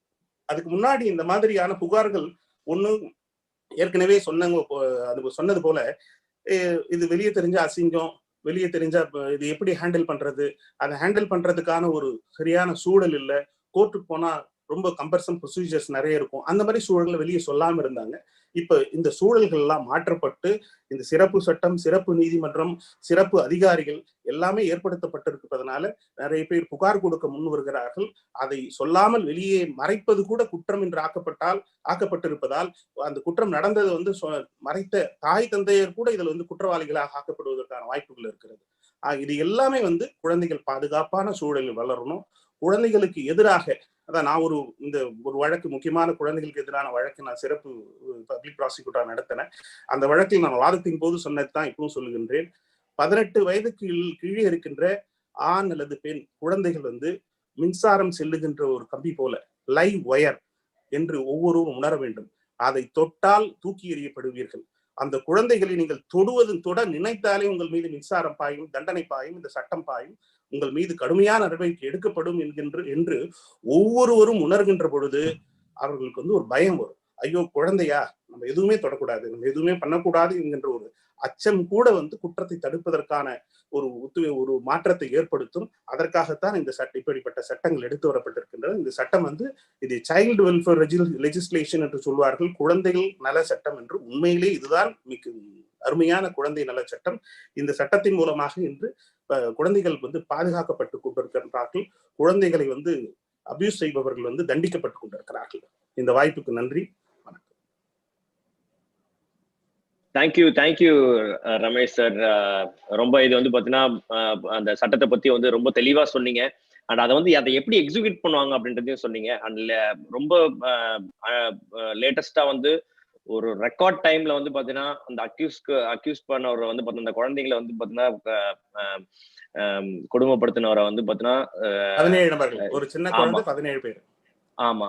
சோ அந்த ஒரு கேஸ்ல வந்து பாத்தீங்கன்னா ஒரு ரெக்கார்ட் டைம்ல நீங்க வந்து அந்த தண்டனையை வாங்கி கொடுத்தது வந்து பாத்தீங்கன்னா ரொம்ப ரொம்ப இது ஒரு கஷ்டமான விஷயம் தான். பட் இருந்தாலும் நீங்க உங்களுடைய டைமையும் உங்களுடைய இதையும் நீங்க வந்து இது பண்ணி கரெக்டான ஒரு தண்டனையை வாங்கி கொடுத்தீங்க. அதுக்கு வந்து நாங்க ஒரு பெரிய நன்றிகளை சொல்லிக் கொள்றோம். ரொம்ப ரொம்ப நன்றி சார். சோ அடுத்ததாக அச்சம் தவிர்க்கு சிங்கப்பெண் ஆஃப் தமிழ்நாடு அப்படின்னு அவங்கள வந்து நம்ம சொல்லலாம். Thilagavathi madam, IPS retired DGP, நம்மளுக்காக வந்து அவங்களோட நேரத்தை ஒதுக்கி நம்ம கூட பேச வந்திருக்காங்க. வணக்கம் மேடம். வணக்கம். வணக்கம் மக்கப்பா. வணக்கம். வணக்கம் மேடம். வணக்கம் மேடம். இந்த குழந்தைகளுக்கு எதிரான பாலியல் வன்முறை தொடர்பாக கிட்டத்தட்ட எல்லா விஷயங்களையுமே அழகா சொல்லிட்டாங்க.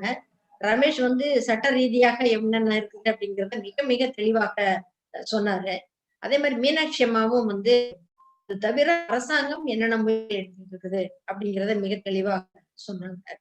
இப்ப எனக்கு என்ன சொல்ல வேண்டியிருக்குன்னா, குழந்தைகள் அப்படின்றவங்க இந்த எதிர்கால சமூகத்தினுடைய நாற்றங்கால்களாக இருப்பவர்கள், அவங்கதான் விதை நெல்லாக இருப்பவர்கள்னு கூட சொல்லலாம் நம்ம. ஆகவே விதை நெல்லானது கெட்டு போனால் நம்ம என்ன செய்ய முடியும் அப்படிங்கிறது ஒரு மிகப்பெரிய கேள்வியாக இருக்குது. சோ அந்த குழந்தைகளை பாதுகாப்பது எவ்வளவு முக்கியம் அப்படிங்கிறது எல்லாருமே உணர்ந்தவர்களாக இருக்கிறோம். இன்னைக்கு அரசாங்கமும் அதுக்கு போதுமான ஒத்துழைப்பு கொடுக்குது, காவல்துறையும் ஒத்துழைப்பு கொடுக்குது, நீதித்துறையும் ஒத்துழைப்பு கொடுக்குது. தவிர நம்ம மீனாட்சி அம்மா சொன்னது மாதிரியான சமூக நலத்துறையும் அதுல வந்து ஈடுபட்டு இருக்காங்க. சோ இத்தனை பேரும் இருக்கும் பொழுதும் இது தொடர்ந்து நடந்துட்டு தான் இருக்கு. ரமேஷ் ரொம்ப அழகா சொன்னாரு, இது இப்பதான் புதுசா நடக்குது அப்படின்ற மாதிரி நம்ம நினைச்சுக்க வேண்டியது இல்லை.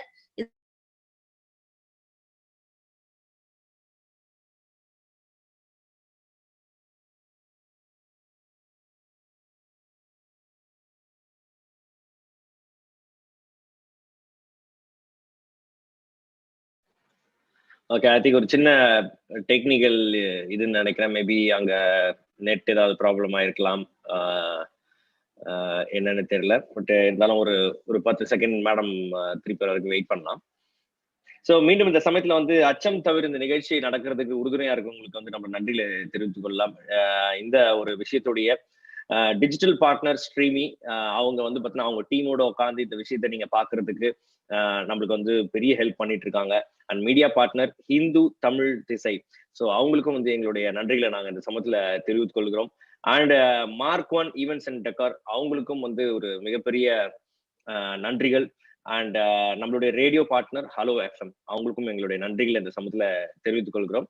ஸோ ஐ திங்க் மேடம் வர்றதுக்குள்ளார நம்ம வந்து அடுத்து நம்மளுக்காக வந்து பார்த்தீங்கன்னா மற்றும் ஒரு விஷயத்தை பத்தி பேசுறதுக்கு யார் வந்திருக்காங்க அப்படின்னா professor public speaker Jayanthi Sri அம்மா வந்திருக்காங்க. ஸோ அவங்களும் ரொம்ப நாளையா காத்துக்கிட்டு இருக்காங்க. வணக்கம்மா.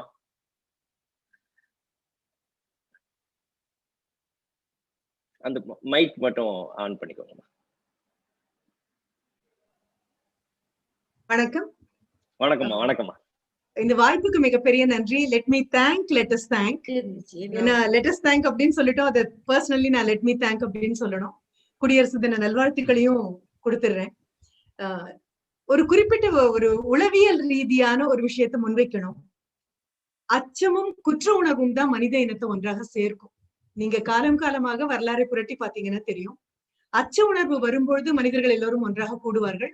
ஏன்னா 100 பேர் ஒன்றாக கூடும்பொழுது மொத்தமான அச்ச உணர்வு ஒரு நபருக்கு வராது, 1 கீழ் 100 தான் என்னுடைய பங்காக இருக்கும். இன்னொன்று குற்ற உணர்வு. இந்த குற்ற உணர்வு வரும்பொழுதும் எல்லோரும் ஒன்றாக சேருவோம். என்ன காரணம்? மொத்த குற்றமும் நான் செய்ததாக இருக்க வேண்டாம், 1 கீழ் 100 தான் என்னுடைய பங்காக இருக்கும். இது மிக சாதாரணமாக உளவியல் ரீதியாக பார்க்கக்கூடிய ஒன்று. இன்றைக்கு நம்ம அச்சம் தவிரில் எல்லோரும் கூடியிருப்பதற்கு ஒரு காரணம், எல்லோரும் அச்சத்தில் இருக்கிறோம். இன்னொன்று, எல்லோருக்கும் ஒரு குற்ற உணர்வும் இருக்கு. அச்சத்தில் இருக்கிறோம் அப்படிங்கறத எடுத்து சொல்லணும் அப்படின்னா, என் குழந்தைக்கு ஏதாவது வந்து விடுமோ, என் வீட்டு வாசல் கதவையும் இந்த சோகம் தட்டி விடுமோ அப்படிங்கிற ஒரு அச்சத்தினால் கதவுகளை திறந்து வெளியில குரல் கொடுக்கணும். இன்னொன்று, அடுத்த வீட்டுக்கு வந்த பொழுது நான் காத்த மௌனம் தானே என்னை மிகப்பெரிய குற்றவாளியாக மாற்றிவிட்டது அப்படிங்கிறதுக்காக குற்ற உணர்வு நம்மள ஒன்னா சேர்த்திருக்கு. இப்போ யாருக்கும் இதுல புரிதல் இல்லாம இல்லை, இது விழிப்புணர்வுக்காக இருக்கக்கூடிய ஒரு அமைப்பாக நான் நிஜமா பார்க்கல. விழிப்புணர்வு எல்லோருக்கும் இருக்கு. தலையை காப்பாற்றிக் கொள்ளணும். வாகனத்தில் போகும்பொழுது வாகனத்திற்கு ஆணா பெண்ணா என்ற வித்தியாசம் கிடையாது, சாலைக்கு ஆணா பெண்ணா என்ற வித்தியாசம் கிடையாது. விபத்து நிகழும் பொழுது ஆணாக இருந்தாலும் பெண்ணாக இருந்தாலும் பாதிப்பு ஒன்றாகத்தான் இருக்கும். உங்கள் தலைக்கவசம் உங்களை காப்பாற்றும். இது எல்லாம் நமக்கு தெரியும். விழிப்புணர்வு பத்தி கவலையே இல்லை. It's not awareness which is a problem. Accountability is the problem. பிரச்சனை என்னன்னா விழிப்புணர்வு அல்ல, பொறுப்புணர்வு தான் ப்ராப்ளம். எல்லோருக்கும் எல்லாவற்றை குறித்தும் போதுமான விழிப்புணர்வு. என் குழந்தைக்கு எதுவும் ஆகிவிடக் கூடாது என்பது எனது அச்சம் சார்ந்த ஒரு விழிப்புணர்வு. என்னால் இன்னொரு குழந்தைக்கு ஆகிவிடக் கூடாது என்பது பொறுப்புணர்வு. இந்த பொறுப்புணர்வை பத்தி தான் பேசணும். ஏன்னா இதுவரைக்கும் நம்ம பேசுறது டிப் ஆஃப் அன் ஐஸ்பர்க், இந்த பனிப்பாறையின் மேலே இருக்கக்கூடிய தவறு செய்தால் கிடைக்கக்கூடிய தண்டனை, தவறு செய்த நபரை சுட்டி காட்டுவதன் மூலமாக வரக்கூடிய விழிப்புணர்வு, இது எல்லாம். ஆனா இதற்கு கீழே இருக்கக்கூடிய கண்ணுக்கு தெரியாத ஒரு பனிப்பாறை அப்படின்னு இருக்கு. தங்கத்தால குழந்தைக்கு கவசம் போட்டு விட்டாலும் சாலையில் தான் இறங்கி நடக்க வைக்கணும். தங்கத்தாலேயே ஒரு காலனி போட்டாலும் சாலை எவ்வளவு அழுக்காக இருக்கிறது அப்படிங்கிறத பார்த்தே ஆகணும். அப்ப என் குழந்தை நன்றாக இருக்க வேண்டும் என்று நினைப்பு வரும் பொழுது எல்லார் குழந்தைகளும் நன்றாக இருக்க வேண்டும், எல்லோரும் இன்புற்றிருப்பதல்லால் அப்படிங்கிற ஒரு வார்த்தைக்கு இதுதான் பொருள். இதைத்தான் அச்சம் தவிர அப்படின்னு பாரதி சொல்லும் பொழுது, அச்சம் தவிர அப்படிங்கிறது மிக நீண்ட காவியமாக அவன் கொடுக்கல. குழந்தைகளுக்கான ஆத்திச்சூடி, புதிய ஆத்திச்சூடியின் முதல் வரி அச்சம் தவிர. இப்ப குழந்தைகள் அச்சம் தவிரணும் அப்படின்னா, அதுவும் இந்த பேண்டமிக் காலத்துல கொஞ்சம் நாம இந்த இருக்கக்கூடிய ஸ்டாட்டிஸ்டிக்ஸ் புள்ளி விவரங்களை பார்த்தோம் அப்படின்னா 50% வீட்டிற்குள் இது அதிகமாக மாறி இருக்கிறது. சைல்டு அபியூஸ் அப்படின்னு சொல்லும் பொழுது முன்னால சொன்னாங்க குட் டச் பேட் டச் பத்தி குழந்தைக்கு சொல்லணும் அப்படின்னு. நான் சொல்லக்கூடிய ஒன்று, ஒரு தாயாக, ஒரு பாட்டியாக, ஒரு ஆசிரியராக, அடுத்த வீட்டு அக்காவாக, எதிர்த்த வீட்டு ஆண்டியாக நான் சொல்லக்கூடிய ஒன்று என்ன அப்படின்னா, டோன்ட் டச். என்ன காரணம்னா, all bad touch starts with a good touch. Good touch ஆகத்தான் தொடங்கி பேட் டச்சுக்குள்ளது போகுது. குழந்தை குழப்பமான ஒரு சூழ்நிலைக்கு தள்ளப்படும். பார்த்திருப்பீங்க, ஒரு 2 வயசு குழந்தையை யாராவது வீட்டுக்கு வந்தவர்கள் ஓடி வந்து அரவணைச்சா அது நகர்ந்து விலகும். முத்தம் கொடுத்தா கன்னத்தை தொடச்சு அது வேண்டாம் அப்படின்னு சொல்லும். உடனடியாக அந்த நபர்கிட்ட நம்ம சொன்னது கிடையாது, அது குழந்தை அப்படி தொட்டு வளர்த்தா அதுக்கு பிடிக்காதுங்க அப்படின்னு அந்த குழந்தையுடைய வேண்டாம் என்றதுக்கு நம்ம இது வரைக்கும் மரியாதை கொடுத்தது இல்லை. நாம என்ன பண்ணுவோம் அப்படின்னா, இந்த குழந்தை கிட்ட நாம இதை புரிய வைப்போம். இது நம்ம வீட்டுக்கு எப்பவும் வர அங்கிள் தானே, அப்பாவுடைய நண்பர் தானே, பக்கத்து வீட்டில் இருப்பவர் தானே அப்படின்னு சொல்லும் பொழுது இந்த குழந்தை குழப்பத்திற்குள்ள போகுது. இந்த குழப்பத்துக்கு அதுக்கு ஒரு வார்த்தை கிடையாது. இந்த பேண்டமிக் டைத்துல வரக்கூடிய சைல்டு ஹெல்ப் லைன்ல வரக்கூடிய அந்த விழிகள், அந்த அழைப்புகள்ல கூப்பிட்டதற்கு அப்புறம் அந்த குழந்தை சைலண்ட் கால்ஸ் அப்படின்னு ஒண்ணு இருக்கு. நாம பார்க்க வேண்டிய மிகப்பெரிய விஷயம். சைலண்ட் கால்ஸ், கூப்பிட்டாச்சு, எனக்கு என்ன நடந்ததுன்னு அந்த குழந்தைக்கு சொல்ல தெரியாது. இன்னொன்று, அப்பாவின் நண்பரோ, அடுத்த வீட்டு அங்கிளோ, சித்தப்பாவோ, மாமாவோ, அண்ணன் முறையில் இருக்கக்கூடிய பெரியப்பா பையனோ இதை செய்யும் பொழுது அந்த குழந்தைக்கு அந்த நபரோடு இருக்கக்கூடிய உறவும் அந்த நபர் செய்யக்கூடிய செய்கைக்கும் இருக்கக்கூடிய அந்த முரண்பாடுல இது குட் ஆர் பேடுன்னு அந்த குழந்தைக்கு தெரியாது. தான் விக்டிம் ஆகிறோம், தான் இதில் ஒரு பலியாக்கப்படுகிறோம் அப்படிங்கிற புரிதல் கூட அந்த குழந்தைக்கு கிடையாது. அந்த புரிதலை கொண்டு வந்து கொடுக்கும் பொழுது நம்ம என்ன பண்றோம்னா, அதனுடைய குழந்தை தன்மையை மீண்டும் இந்த தாக்குதலுக்கு பின்னால் அது மீண்டும் நாம் முதலில் பார்த்த குழந்தையாக வாழ்வது என்பது முடியாது. இப்போ பார்த்தால் நம்ம கண்ணுக்கு தெரியாத அளவுக்கு ஆழமான, அழுத்தமான, நிரந்தரமான காயத்தின் வடுக்கள் காலம் காலமாக. நீங்க ஒரு இப்போ இது வெளியில வந்ததுன்னு நம்ம சொல்றோம். எல்லா பெண்களிடமும் ஒரு கேள்வியாக புன்னகையோட கேட்டீங்க அப்படின்னா, உள்ளங்கை ரேகையை அழிச்சபடி எல்லாரும் மென்மையான புன்னகையை கொடுத்துட்டு போவாங்க. என்ன அப்படின்னா, குழந்தை பருவத்தில் எல்லோருக்கும் எங்கெங்கோ காயங்கள் பட்டிருக்கின்றன, எங்கெங்கோ தழும்புகள் இருக்கின்றன. பெரும்பாரியாக யார் மீதும் நம்பிக்கை வராமல் போவதற்கு கூட அது ஒரு பெரிய காரணமாக இருக்கு. அப்ப என்ன பண்ணணும் நாம அப்படின்னா, குழந்தையை பாதுகாப்பது என்பது மிகவும் முக்கியமானது. குழந்தைக்கான அபாய சூழல் இல்லாமல் சமுதாயத்தை நாம் விட்டு செல்வது என்பது அதை விட பெரிய ஒரு விஷயம். கண்ணுக்கு தெரியாதது, மண்ணுல விதை போட்டா முளைச்சா தெரியும், மனதுல ஒரு எண்ணத்தை போட்டா அது முளைக்குமா இல்லையாங்கிறது நமக்கு தெரியாது. மூத்த தலைமுறை அடுத்த தலைமுறைக்கு விட்டு செல்லக்கூடிய உலகம் கண்டிப்பாக பாதுகாப்பானதாக இருக்க வேண்டும் என்று ஒரு முடிவு எடுத்துக்கொண்டோமே. ஆனால் 1980கள் எல்லாம் ஒரு எல்லா சுவர்களிலும் ஒரு வாசகம் வரும். அதைத்தான் நான் சொல்றேன், வீட்டுக்கு ஒரு மரம் வளர்ப்போம் அப்படின்னு. வீட்டுக்கு ஒரு மனம் வளர்ப்போம் அப்படிங்கிற பொறுப்பை எடுத்துக்கொள்ள முடியும்னா அப்ப யாருக்குமே மனம் கிடையாதா? அப்படி அல்ல. கான்சியஸ்லி, கண்டினியூஸ்லி, கேர்ஃபுல்லி அதையே பண்ணும். சுவாச காற்றை போல ஆல்வேஸ் ஆன் விஜில் அப்படின்னு. ரொம்ப கஷ்டமான காரியம்.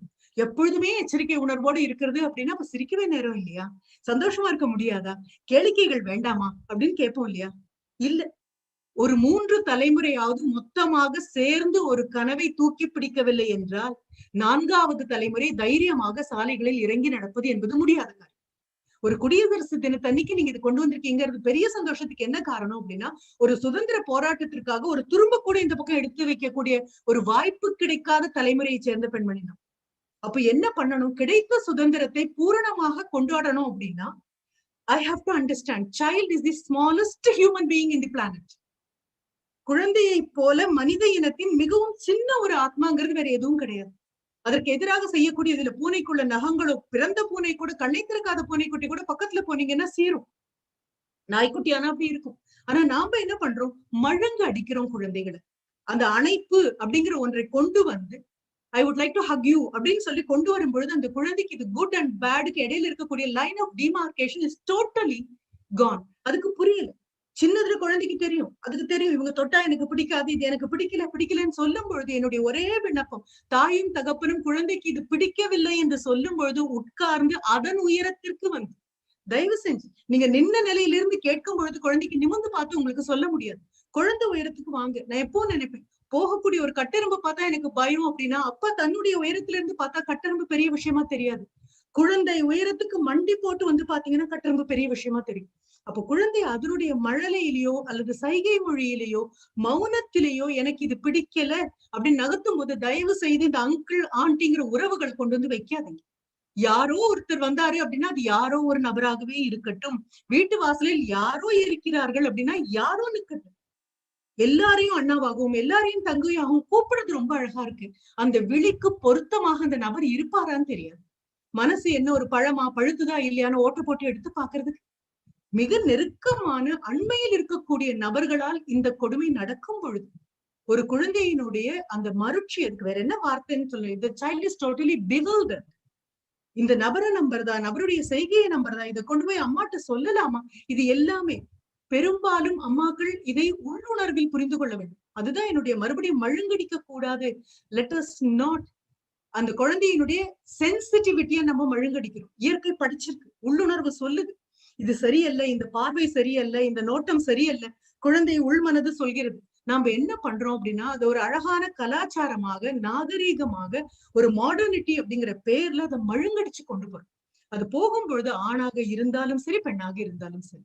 மிக அழகாக சொன்ன, ஒரு தகப்பனா பார்க்கும்போது எனக்கு அச்சமாக இருக்கு அப்படின்னு நான் அதிலேயே சேர்த்துக்கிறேன். ஒரு தகப்பனாக, ஒரு தாயாக, யாராக எந்த பொறுப்பில் குடும்பத்தில் இருந்தாலும் என்னுடைய வார்த்தைகளோ, என்னுடைய செயலோ, என்னுடைய எண்ணமோ எங்கோ உலகத்தின் ஒரு மூலையில் இருக்கக்கூடிய ஒரு குழந்தைக்கு பாதிப்பாக வரும்.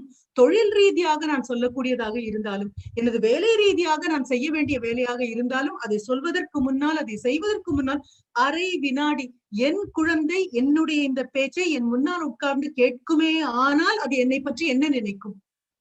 இது ரொம்ப முக்கியமான விஷயம். அதே மாதிரி ஒரு நாட்டினுடைய நகைச்சுவை உணர்ச்சி மலிந்து போகும் பொழுது இந்த வன்புணர்ச்சியினுடைய ஒரு அதிகமாக போகக்கூடிய ஒரு சைக்கலாஜிக்கலாக அவங்க பாக்குறாங்க. என்ன காரணம் அப்படின்னா, பெண்களை தரக்குறைவாகவும் ஆண்களை தரக்குறைவாகவும் ஒரு நகைச்சுவை என்ற பேரில் கிண்டலும் கேலியும் செய்யும் பொழுது பார்த்து கொண்டிருக்கக்கூடிய குழந்தைகளுக்கு அந்த நபர்கள் மேல் மரியாதை குறைவாகும்.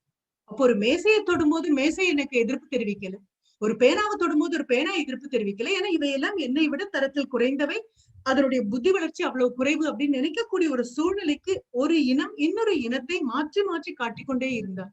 செய்யக்கூடியது என்னன்னா, குழந்தைகளுக்கு பொதுவாகவே அது குறைந்து போகும். இப்போ வீட்டுல பயன்படுத்தக்கூடிய சொல், திரு மகேஷ் அவர்கள் சொன்ன மாதிரி சொல்லற்க பயனிலா சொல் அப்படிங்கிறது மட்டுமே. மைண்ட் யுவர் தாட் மிக முக்கியமானது, உங்கள் எண்ணம் முக்கியமானது. ஏன்னா உங்கள் எண்ணம் உங்கள் கண்களில் பிரதிபலிக்கும். உங்கள் எண்ணம் வேறு, நீங்கள் சொல்லும் வார்த்தை வேறுன்னா உங்க குழந்தையால கண்ணுக்குள்ள இருந்து பார்த்து கண்டுபிடிக்க முடியும். வீட்டுக்கு வெளியில வந்து போறவங்களுக்கு பாக்குறதுக்காக, அடையாளம் காட்டுறதுக்காக நீங்க வைத்திருக்கக்கூடிய சர்வைலன்ஸ் கேமரா தான் வீட்டுக்குள்ள இருக்கக்கூடிய உங்களுடைய குழந்தைகள். அந்த குழந்தைகளுக்கு உங்களுடைய எண்ணம், உங்களுடைய வார்த்தை, உங்களுடைய செய்வை, இந்த மூன்றுமே முரண்பட்டு போவதை குழந்தைகளால் பார்க்க முடியும். உங்களிடம் வந்து சொல்லாததற்கு பெயர் அவர்கள் ஏற்றுக்கொண்டார்கள்ங்கிறது கிடையாது. அவர்களுடைய மௌனம் சம்மதம் அல்ல, மௌனம் சங்கடம். அப்போ ஒரு பொறுப்பு எடுத்துக்கோ. வீட்டுக்கு ஒரு நபர், என் குழந்தைக்கு எதுவும் ஆகாது, ஆகக்கூடாது என்ற ஆசை இரண்டாவது பட்சம். என்னாலோ, என் சகோதரனாலோ, என்னிடம் படித்தவர்களாலோ யாராலும் இன்னொரு குழந்தைக்கு உலகத்தின் ஏதோ ஒரு பகுதியில் சம்பவிக்காது. பெண் குழந்தைகளுக்கு சம்பவிக்கக்கூடியது உடல் ரீதியாக வெளியே தெரிகிறது. பெண் குழந்தைகள் பருவமடைந்து வருவது கூட நமக்கு கண்ணுக்கு தெரியக்கூடிய ஒன்றாக இருக்கு. ஆண் குழந்தைகளும் இதையே போல ஒரு படிநிலைக்குள்ள அவங்க போறாங்க. ரொம்ப ரொம்ப போர்க்காலங்களில் ஆண் குழந்தைகள் 10 வயதுக்கு உட்பட்ட ஆண் குழந்தைகள் அனுபவிக்கக்கூடிய மிக கொடுமையான சூழல் அப்படின்னா, அந்த கைட் ரன்னர் அப்படிங்கிற நாவல்ல படிக்கும்போது பாதி நேரம் மூடி வச்சுட்டு தேம்பி தேம்பி அழுவும். பாரதி கேட்போம், மனிதர் நோக மனிதர் பார்க்கும் பார்வை அப்படின்னு சொல்லி. பார்வையால் ஒருத்தரை நோகடிக்கிறது மட்டுமே இல்லை, ஒருத்தர் நொந்து போய் உட்கார்ந்து இருக்கும் போது அதை பார்த்து எதுவும் செய்யாமல் இருக்கக்கூடிய கையறலையே சேர்த்து.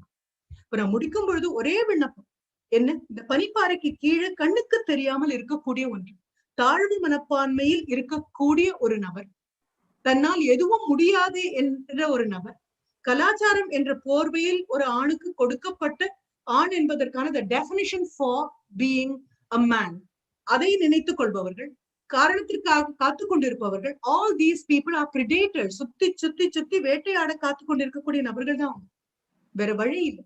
Totally vigilant, totally vigilant. ஒரு நேரம் கூட அயராம வீட்டுல வளர்க்கக்கூடிய பூனையும் நாயும் நீங்க தொட்டா ஒத்துக்குமே தவிர வீட்டுக்கு யாராவது வந்தாங்க அப்படின்னா கொலைக்க வேணும்னு நாய்க்கு தெரியும். ஒரு சாதாரண செடி, அது மேல உங்க கால் பட்டால் அத்தனை பேர் முன்னால வாடக்கூடியது அந்த தொட்டால் வாடக்கூடிய அந்த தொட்டா சுருங்கி செடி. அப்போ ஓர் அறிவு உள்ள ஒரு செடிக்கு இருக்கக்கூடிய அந்த உரிமை கூட குழந்தைக்கு இருக்கக்கூடாதா? குழந்தை அப்படின்னா சொல்லுங்க, குட் டச் பேட் டச் எதுவும் இல்லை. Don't touch. என் உடல் என்னுடைய பொருள். என்னிடம் ஒருத்தர் கேட்டாங்க, இதை நான் சொன்ன போது ஒரு நபர் கேட்டது, ஒரு குழந்தையை பார்த்த உடனே எனக்கு ஆற தழுவிக்கணும்னு தோணுது. ஒரு அம்மா கேட்டாங்க, ஒரு சின்ன குழந்தை, அவனை பார்த்த அடுத்த நிமிடம் I would like to hug you, may I hug you, permission கேட்கட்டுமா அப்படின்னு கேட்டாங்க. நான் சிரிச்சுட்டே சொன்னேன், நோ யூ ஷுட் நாட். அப்படின்னா மட்டும் விட்டுட போறோமா அப்படின்னு கேட்டேன் நான். Because it will question your adult ego.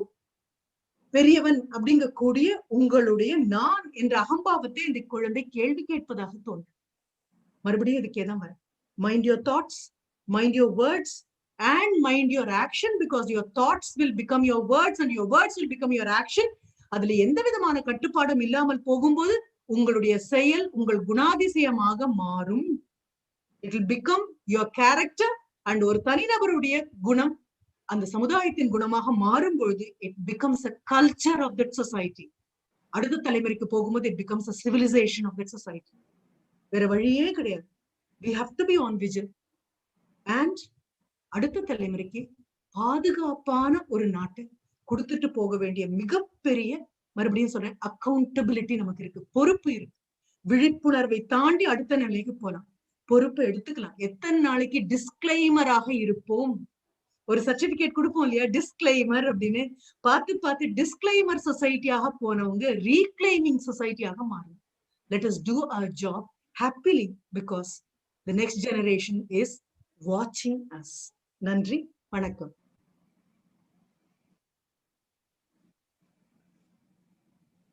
எல்லாருக்கும் வணக்கம். மாகாப்பா அவருடைய ஷூட் டைம் ஸ்டார்ட் ஆயிடுறதுனால அவர் போயிட்டாரு. பட் இந்த ஒரு நிகழ்ச்சியை வந்து நிறைவு பண்ணணும்னா சிங்கப்பெண் வந்து எப்பவுமே தடைகள் நிறைய இருக்கும். அது வைஃபை தடையா இருந்தாலும் சரி, எந்த தடையா இருந்தாலும் சரி, சிங்கப்பெண். அதனால தான் நாங்கள் வந்து இன்ட்ரடக்ஷனே கொடுத்தோம். ஸோ எங்க சிங்கப்பெண் இஸ் அகெயின் பேக். வணக்கம்மா, வருகம்மா. உங்களுடைய பேச்சுக்காக ஆவலோட எல்லாருமே வந்து காத்துட்டு இருக்கோம். ப்ளீஸ்மா.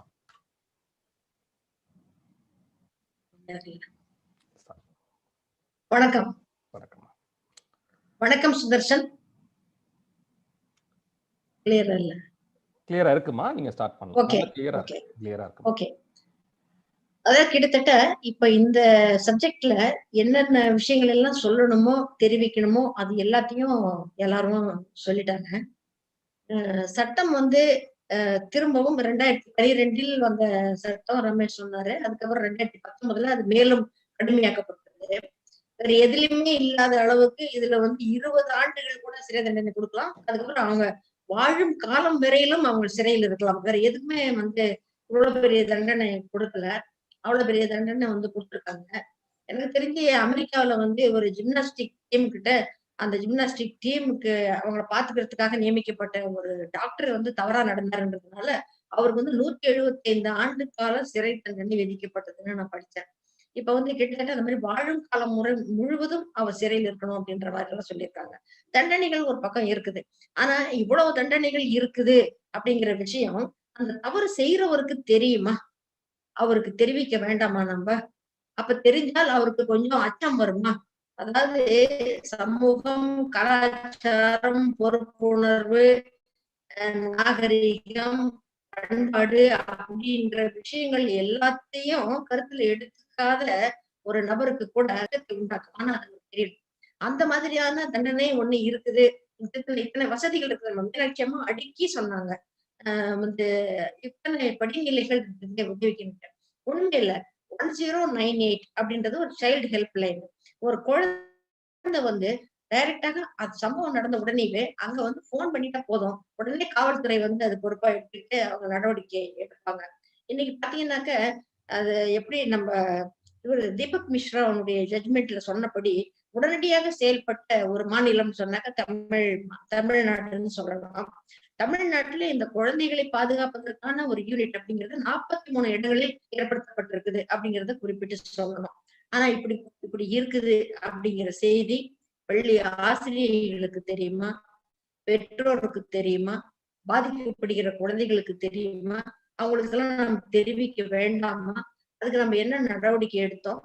குழந்தைகள் மற்றும் பெண்களுக்கான நலத்துறை அப்படிங்கிறது தனியாக இருக்கிறது. அவங்க வந்து ஒரு விளம்பரங்கள் மூலமாக இந்த விஷயங்களை வந்து தெரிவிக்கணும். திருப்ப இதை வந்து அவங்களுடைய பொறுப்பாக எடுத்துக்கிட்டு அவங்க வந்து சொல்லணும் அப்படின்னு நினைக்கிறேன். அடுத்ததாக இந்த பாதிப்புகளை ஏற்படுத்துகிற மனிதர்கள், இந்த மனிதர்கள் ஏன் இவ்வாறு செய்கிறார்கள் அப்படிங்கிறதையும் நம்ம சிந்திக்க வேண்டியவர்களாக இருக்கும். ஏன்னா இந்த தவறை வந்து வேற ஒரு 5 வயது குழந்தைக்கு செய்யக்கூடிய ஒரு நபர் தான் வீட்டுல தன்னுடைய குழந்தைக்கு தகப்பனாக இருக்கிறான், தன்னுடைய மகளுக்கு வந்து பொறுப்பான நபராகவும் இருக்கிறான். அங்க வந்து அவனுடைய ரோல் வேற மாதிரியாக மாறிடுது. ஆனா இங்க ஒரு குழந்தையை பார்க்கும் பொழுது இந்த மாதிரியாக அவன் நடந்துக்கிறான். இப்ப எங்க இந்த மாதிரி நடக்கிறதுக்கான வாய்ப்பு எப்படி வருது, ஏன் வருது, அவன் மனசை எது பாதிக்குது அப்படின்னு பார்த்தாக்க பெரும்பாலும் இன்னைக்கு வந்து போதை பழக்கம் அதிகமாக இருக்குது, குடிப்பழக்கம் அதிகமாக இருக்குது. அப்புறம் ஆண் பெண் உறவு பற்றி தவறான சித்தரிப்புகளை கொண்ட படங்கள் வந்து எல்லாரு கண்ணுக்கும் பார்க்கக்கூடிய அளவிலாக எல்லாருக்கும் கிடைக்கக்கூடிய ஒரு நிலைமையாக இருக்குது. அந்த மாதிரியான விஷயங்களை பார்க்கும் பொழுது மனசு வெறி கொள்கிறது. ஏன்னா அதெல்லாம் வந்து ஒரு பேசர் சதை சார்ந்த ஒரு விஷயம் அப்படிங்கிறதுனால இயல்பாக மனிதன் வந்து தண்ணீர் எப்படி பள்ளத்தை நோக்கி பாய்கிறதோ அது மாதிரி இது இயல்பான ஒரு உணர்வு அப்படிங்கிறதுனால இதை நோக்கி அவனுடைய வெறி கொண்ட மனது, போதை கொண்ட மனது, தள்ளாட்டத்தில் இருக்கின்ற ஒரு நிலைமை, அந்த நிலைமையில அவனுக்கு அந்த மாதிரி ஏற்படுது. சோ அது எல்லாத்தையும் கூட நம்ம வந்து கொஞ்சம் கண்ட்ரோல் பண்ண வேண்டியவர்களாக இருக்கிறோம் அப்படிங்கிறதையும் நம்ம வந்து கவனத்துல எடுத்துக்கணும். எடுத்துக்கிட்டு அவனுக்குள்ளும் வந்து ஒரு இடத்துல வந்து அவனுக்குள்ளும் மனிதத்தன்மை இருக்கத்தான் செய்யுது. ஆனா அவன் வந்து இங்க ஒரு நிராதரவாக இருக்கக்கூடிய ஒரு குழந்தை, தன்னை எதிர்த்து போராடாத அந்த குழந்தை அப்படிங்கிற ஒரு எண்ணத்தோட தான் வந்து அந்த மாதிரி செயல்ல ஈடுபடுறான். இப்ப நீங்க வந்து அந்த குழந்தை வந்து உடனே ஒரு 45 வயது மனிதனை வந்து ஒரு 5 வயது குழந்தை ஒரு அரை வச்சுட்டு போக முடியுமா? ஒரு 10 வயசு பெண்ணு அரை வச்சுட்டு போக முடியுமா? அது மாதிரி எல்லாம் முயற்சி செய்த பெண்கள் தங்களுடைய உயிரையே இழந்திருக்கிறார்கள் அப்படிங்கிறது பல வழக்குகள்ல நாங்க வந்து பார்த்திருக்கோம். ஆகவே அந்த இடத்துல இருந்து எப்படி சாமர்த்தியமாக தப்பிப்பது, அவனை வந்து எப்படி சட்டத்தின் பிடியில் கொண்டு வந்து நிறுத்துவது அப்படிங்கிறதுதான் அந்த குழந்தைக்கு நம்ம சொல்லித்தர வேண்டியவர்களாக இருக்கிறோம். அந்த குழந்தையே சொல்லலைன்னா கூட அந்த குழந்தையில இருக்கக்கூடிய மாற்றங்களை வந்து பெற்றோர் ரொம்ப அவதானிக்க முடியும் சுலபமாக, பள்ளி ஆசிரியர்கள் அவதானிக்க முடியும் சுலபமாக, பள்ளிகள் தோறும் அவங்களுக்கு வந்து இந்த விஷயங்களை சொல்லணும். இந்த குட் டச் பேட் டச் எல்லாம் ரொம்ப பழைய விஷயம் ஆயிடுச்சு. அது வந்து எல்லாருக்கும் தெரியுது, எல்லாரும் சொல்றாங்க. இப்ப இந்த தவறை செய்பவர்களுக்கும் அது தெரிகிறது. அதனால அவங்க வந்து அந்த பேட் டச் அப்படின்ற அந்த இதுக்குள்ள வராமல் படிக்கு காரியங்களை செஞ்சு அந்த குழந்தைகளுடைய நம்பிக்கையை பெற்று அதுக்கப்புறம் தான் அந்த குழந்தைகளை சிதைக்கிறார்கள் அப்படிங்கிறது நம்மளுக்கு தெரியுது. சோ அதனால நம்ம அதை இப்ப அதுல இருந்து அடுத்த படிநிலைக்கு போக வேண்டியவர்களாக இருக்கிறோம் அப்படின்றத நம்ம நினைவு கொள்ளணும். சுருக்கமாக நான் சொல்றது இவ்வளவுதான். இத்தனை வசதிகள் இருக்கிறது உங்களுக்கு அப்படின்றது பெற்றோருக்கும் குழந்தைகளுக்கும் தெரிவிக்கணும். நீங்க அது ஒரு போர்டாவது எழுதி போடுங்க, அல்லது ஒரு மெசேஜாவது அனுப்புங்க, அல்லது நீங்க வாட்ஸ்அப்லயாவது அனுப்புங்க. ஏதோ ஒரு மார்க்கமாக திருப்பி இது ஒரு சுழற்சி முறையில் அவங்களுக்கு சென்று கொண்டே இருக்க வேண்டும். அந்த 1098 அப்படின்றது குழந்தை தானாகவே வந்து அது போன் பண்ண முடியும் அப்படிங்கிறது அந்த குழந்தைக்கு தெரிஞ்சிருக்கணும். அப்புறம் அந்த விஷயத்துல மட்டும் பாத்தீங்கன்னா இப்ப நம்ம ரமேஷ் சார் வந்து நிறைய விஷயங்கள் சொன்னாரு. வழக்கமாக மற்ற எல்லா குற்றச்சாட்டுகளிலும் வந்து எஃப்ஐஆர் ரெஜிஸ்டர் பண்ணிட்டு அதுக்கப்புறம் தான் விசாரணைக்கு எடுத்துக்கொள்ளணும்னு சொல்லிட்டு ஒரு விதி இருக்குது காவல்துறையில. ஆனா இந்த வழக்கை பொறுத்த அளவிலையும் வந்து பாத்தீங்கன்னாக்க தகவல் தெரிஞ்ச உடனேயே நடவடிக்கை எடுக்கலாம், விசாரணையை எடுத்துக்கொள்ளலாம் அப்படின்றதுதான் இதுக்கு வந்து தெரியும். எல்லாத்துலயுமே இதுக்கு ஒரு ஸ்பெஷல் ட்ரீட்மெண்ட் தான் கொடுத்திருக்காங்க. ஆனா இந்த மாதிரி தகவல்கள் எல்லாம் நம்மளுடைய சமூகத்திற்கு போய் சேர வேண்டும், அதற்கு ஆவணம் செய்ய வேண்டும். நிச்சயமாக நம்ம பிரதீப் மாதிரியானவர்கள் இவ்வளவு பெரிய முயற்சி எடுத்திருக்காங்க. இன்னைக்கு சமூகத்தினுடைய கருத்து தலைமையை முன்னெடுத்து செல்லக்கூடிய சயின்டிஸ்ட் ஸ்ரீ பாலகிருஷ்ணன், மீனாட்சி அம்மா, கௌதமி அம்மா போன்றவர்கள், ரமேஷ் எல்லாரும் வந்து இந்த விஷயத்தை பத்தி இவ்வளவு கருத்தாக பேசியிருக்கிறார்கள். ஆகவே இந்த விஷயம் நிச்சயமாக தமிழகம் எங்கும் பரவும், இந்த குற்றம் குறையும் அப்படின்னு நான் மனப்பூர்வமாக நம்புகிறேன். நன்றி. ரொம்ப ரொம்ப நன்றி அம்மா. எவ்வளவு தடைகள் இருந்தாலும் அதை தகர்த்தெறிஞ்சு நீங்க சொல்ல வேண்டிய விஷயத்த ரொம்ப கனகச்சிதமா வந்து எல்லாருக்கும் சொல்லிட்டீங்க. ரொம்ப ரொம்ப நன்றி அதுக்காக. இதை நிறைவு செய்யறதுக்கு முன்னாடி திரு பிரதீப் அவர்கள் வந்து ஒரு சில விஷயம் இன்னும் சொல்லணும்னு நினைக்கிறாரு. சார், உங்களுக்கு நீங்க என்ன சொல்லணும்னு சொல்லுங்க. அன்மியூட் பண்ணிடுங்க சார். சிறந்த விஷயம் வந்து நன்றி தெரிவிக்க வேண்டிய விஷயம். இன்னைக்கு உலகத்தை வந்து ரொம்ப அழகா பார்க்கணும், அந்த குழந்தைகள் வந்து எல்லாரும் நல்லா இருக்கணுங்கிறதுக்காக நம்ம எல்லாம் ஒன்று கூடியிருக்கோம். இது ஒவ்வொருத்தருக்கும் ஒவ்வொரு ஆங்கிள், எல்லாரும் ஒவ்வொரு ஆங்கிள், ஒவ்வொரு பார்வையில வந்து புரிந்த விஷயம் எல்லாத்தையும் கண்டிப்பாக இந்த ஃபவுண்டேஷன் வந்து விழிப்புணர்வு எந்த வகையில ஏற்படுத்தும் போது ஜெயந்தி ஸ்ரீமன் சொன்னதுல இருந்து, திரவின் மேடம் சொன்னதுல இருந்து, ரமேஷ் சார் சொன்னதுல இருந்து கண்டிப்பாக எல்லா ஆங்கிள்லயுமே ரொம்ப சாலிடான பாயிண்ட்ஸ் இருந்துச்சு. இது வந்து இது ஒரு எக்ஸ்ட்ரீம்ல பார்க்க வேண்டிய விஷயம் இல்ல, ஹோலிஸ்டிக்கா பார்க்க வேண்டிய விஷயம், மொத்தமாக பார்க்க வேண்டிய விஷயம். ஸோ கண்டிப்பாக இந்த ஃபவுண்டேஷன் வந்து இது கண்டிப்பான நல்ல முறையில மேற்கொண்டு உங்களோட உதவிகளும் உங்களோட அறிவுரையும் பேரும் கண்டிப்பாக கொடுக்கும். போக்சோ ஆக்ட் விஷயத்துல இருந்து லைஃப் சயின்ஸ் வரைக்கும் கண்டிப்பாக தேவைப்படுகிறது முழுமையா ஒன்றாலும் கண்டிப்பாக நல்லபடியாக கொண்டு செலுத்துவோம் உங்களோட உதவியுடன். இது எல்லாம் வந்து இவ்வளவு தூரம் எல்லா பகுதியும் நல்லா இருக்குன்னு நினைச்சதுக்கு ரொம்ப நன்றி. ஃபவுண்டேஷன் சார்பா திரும்ப நன்றி வந்து நான் தெரிவிச்சுக்கிறேன். ரொம்ப நன்றி. ரொம்ப ரொம்ப நன்றி சார். இது வந்து நிறைவு செய்யணும்னா இந்த நன்றி சொல்றதுல வந்து ரொம்ப கஷ்டமான ஒரு விஷயம். ஏன் அப்படின்னா, எவ்வளோ நம்ம ப்ரிப்பேர்டா ஒரு ஸ்பீச் இது பண்ணாலும் அதுல எங்கேயாவது ஒருத்தர் நமக்கு தெரியாத பேக்ரவுண்ட்ல இருக்கக்கூடிய ஒருத்தரை நம்ம விடக்கூடிய ஒரு சான்சஸ் இருக்கு.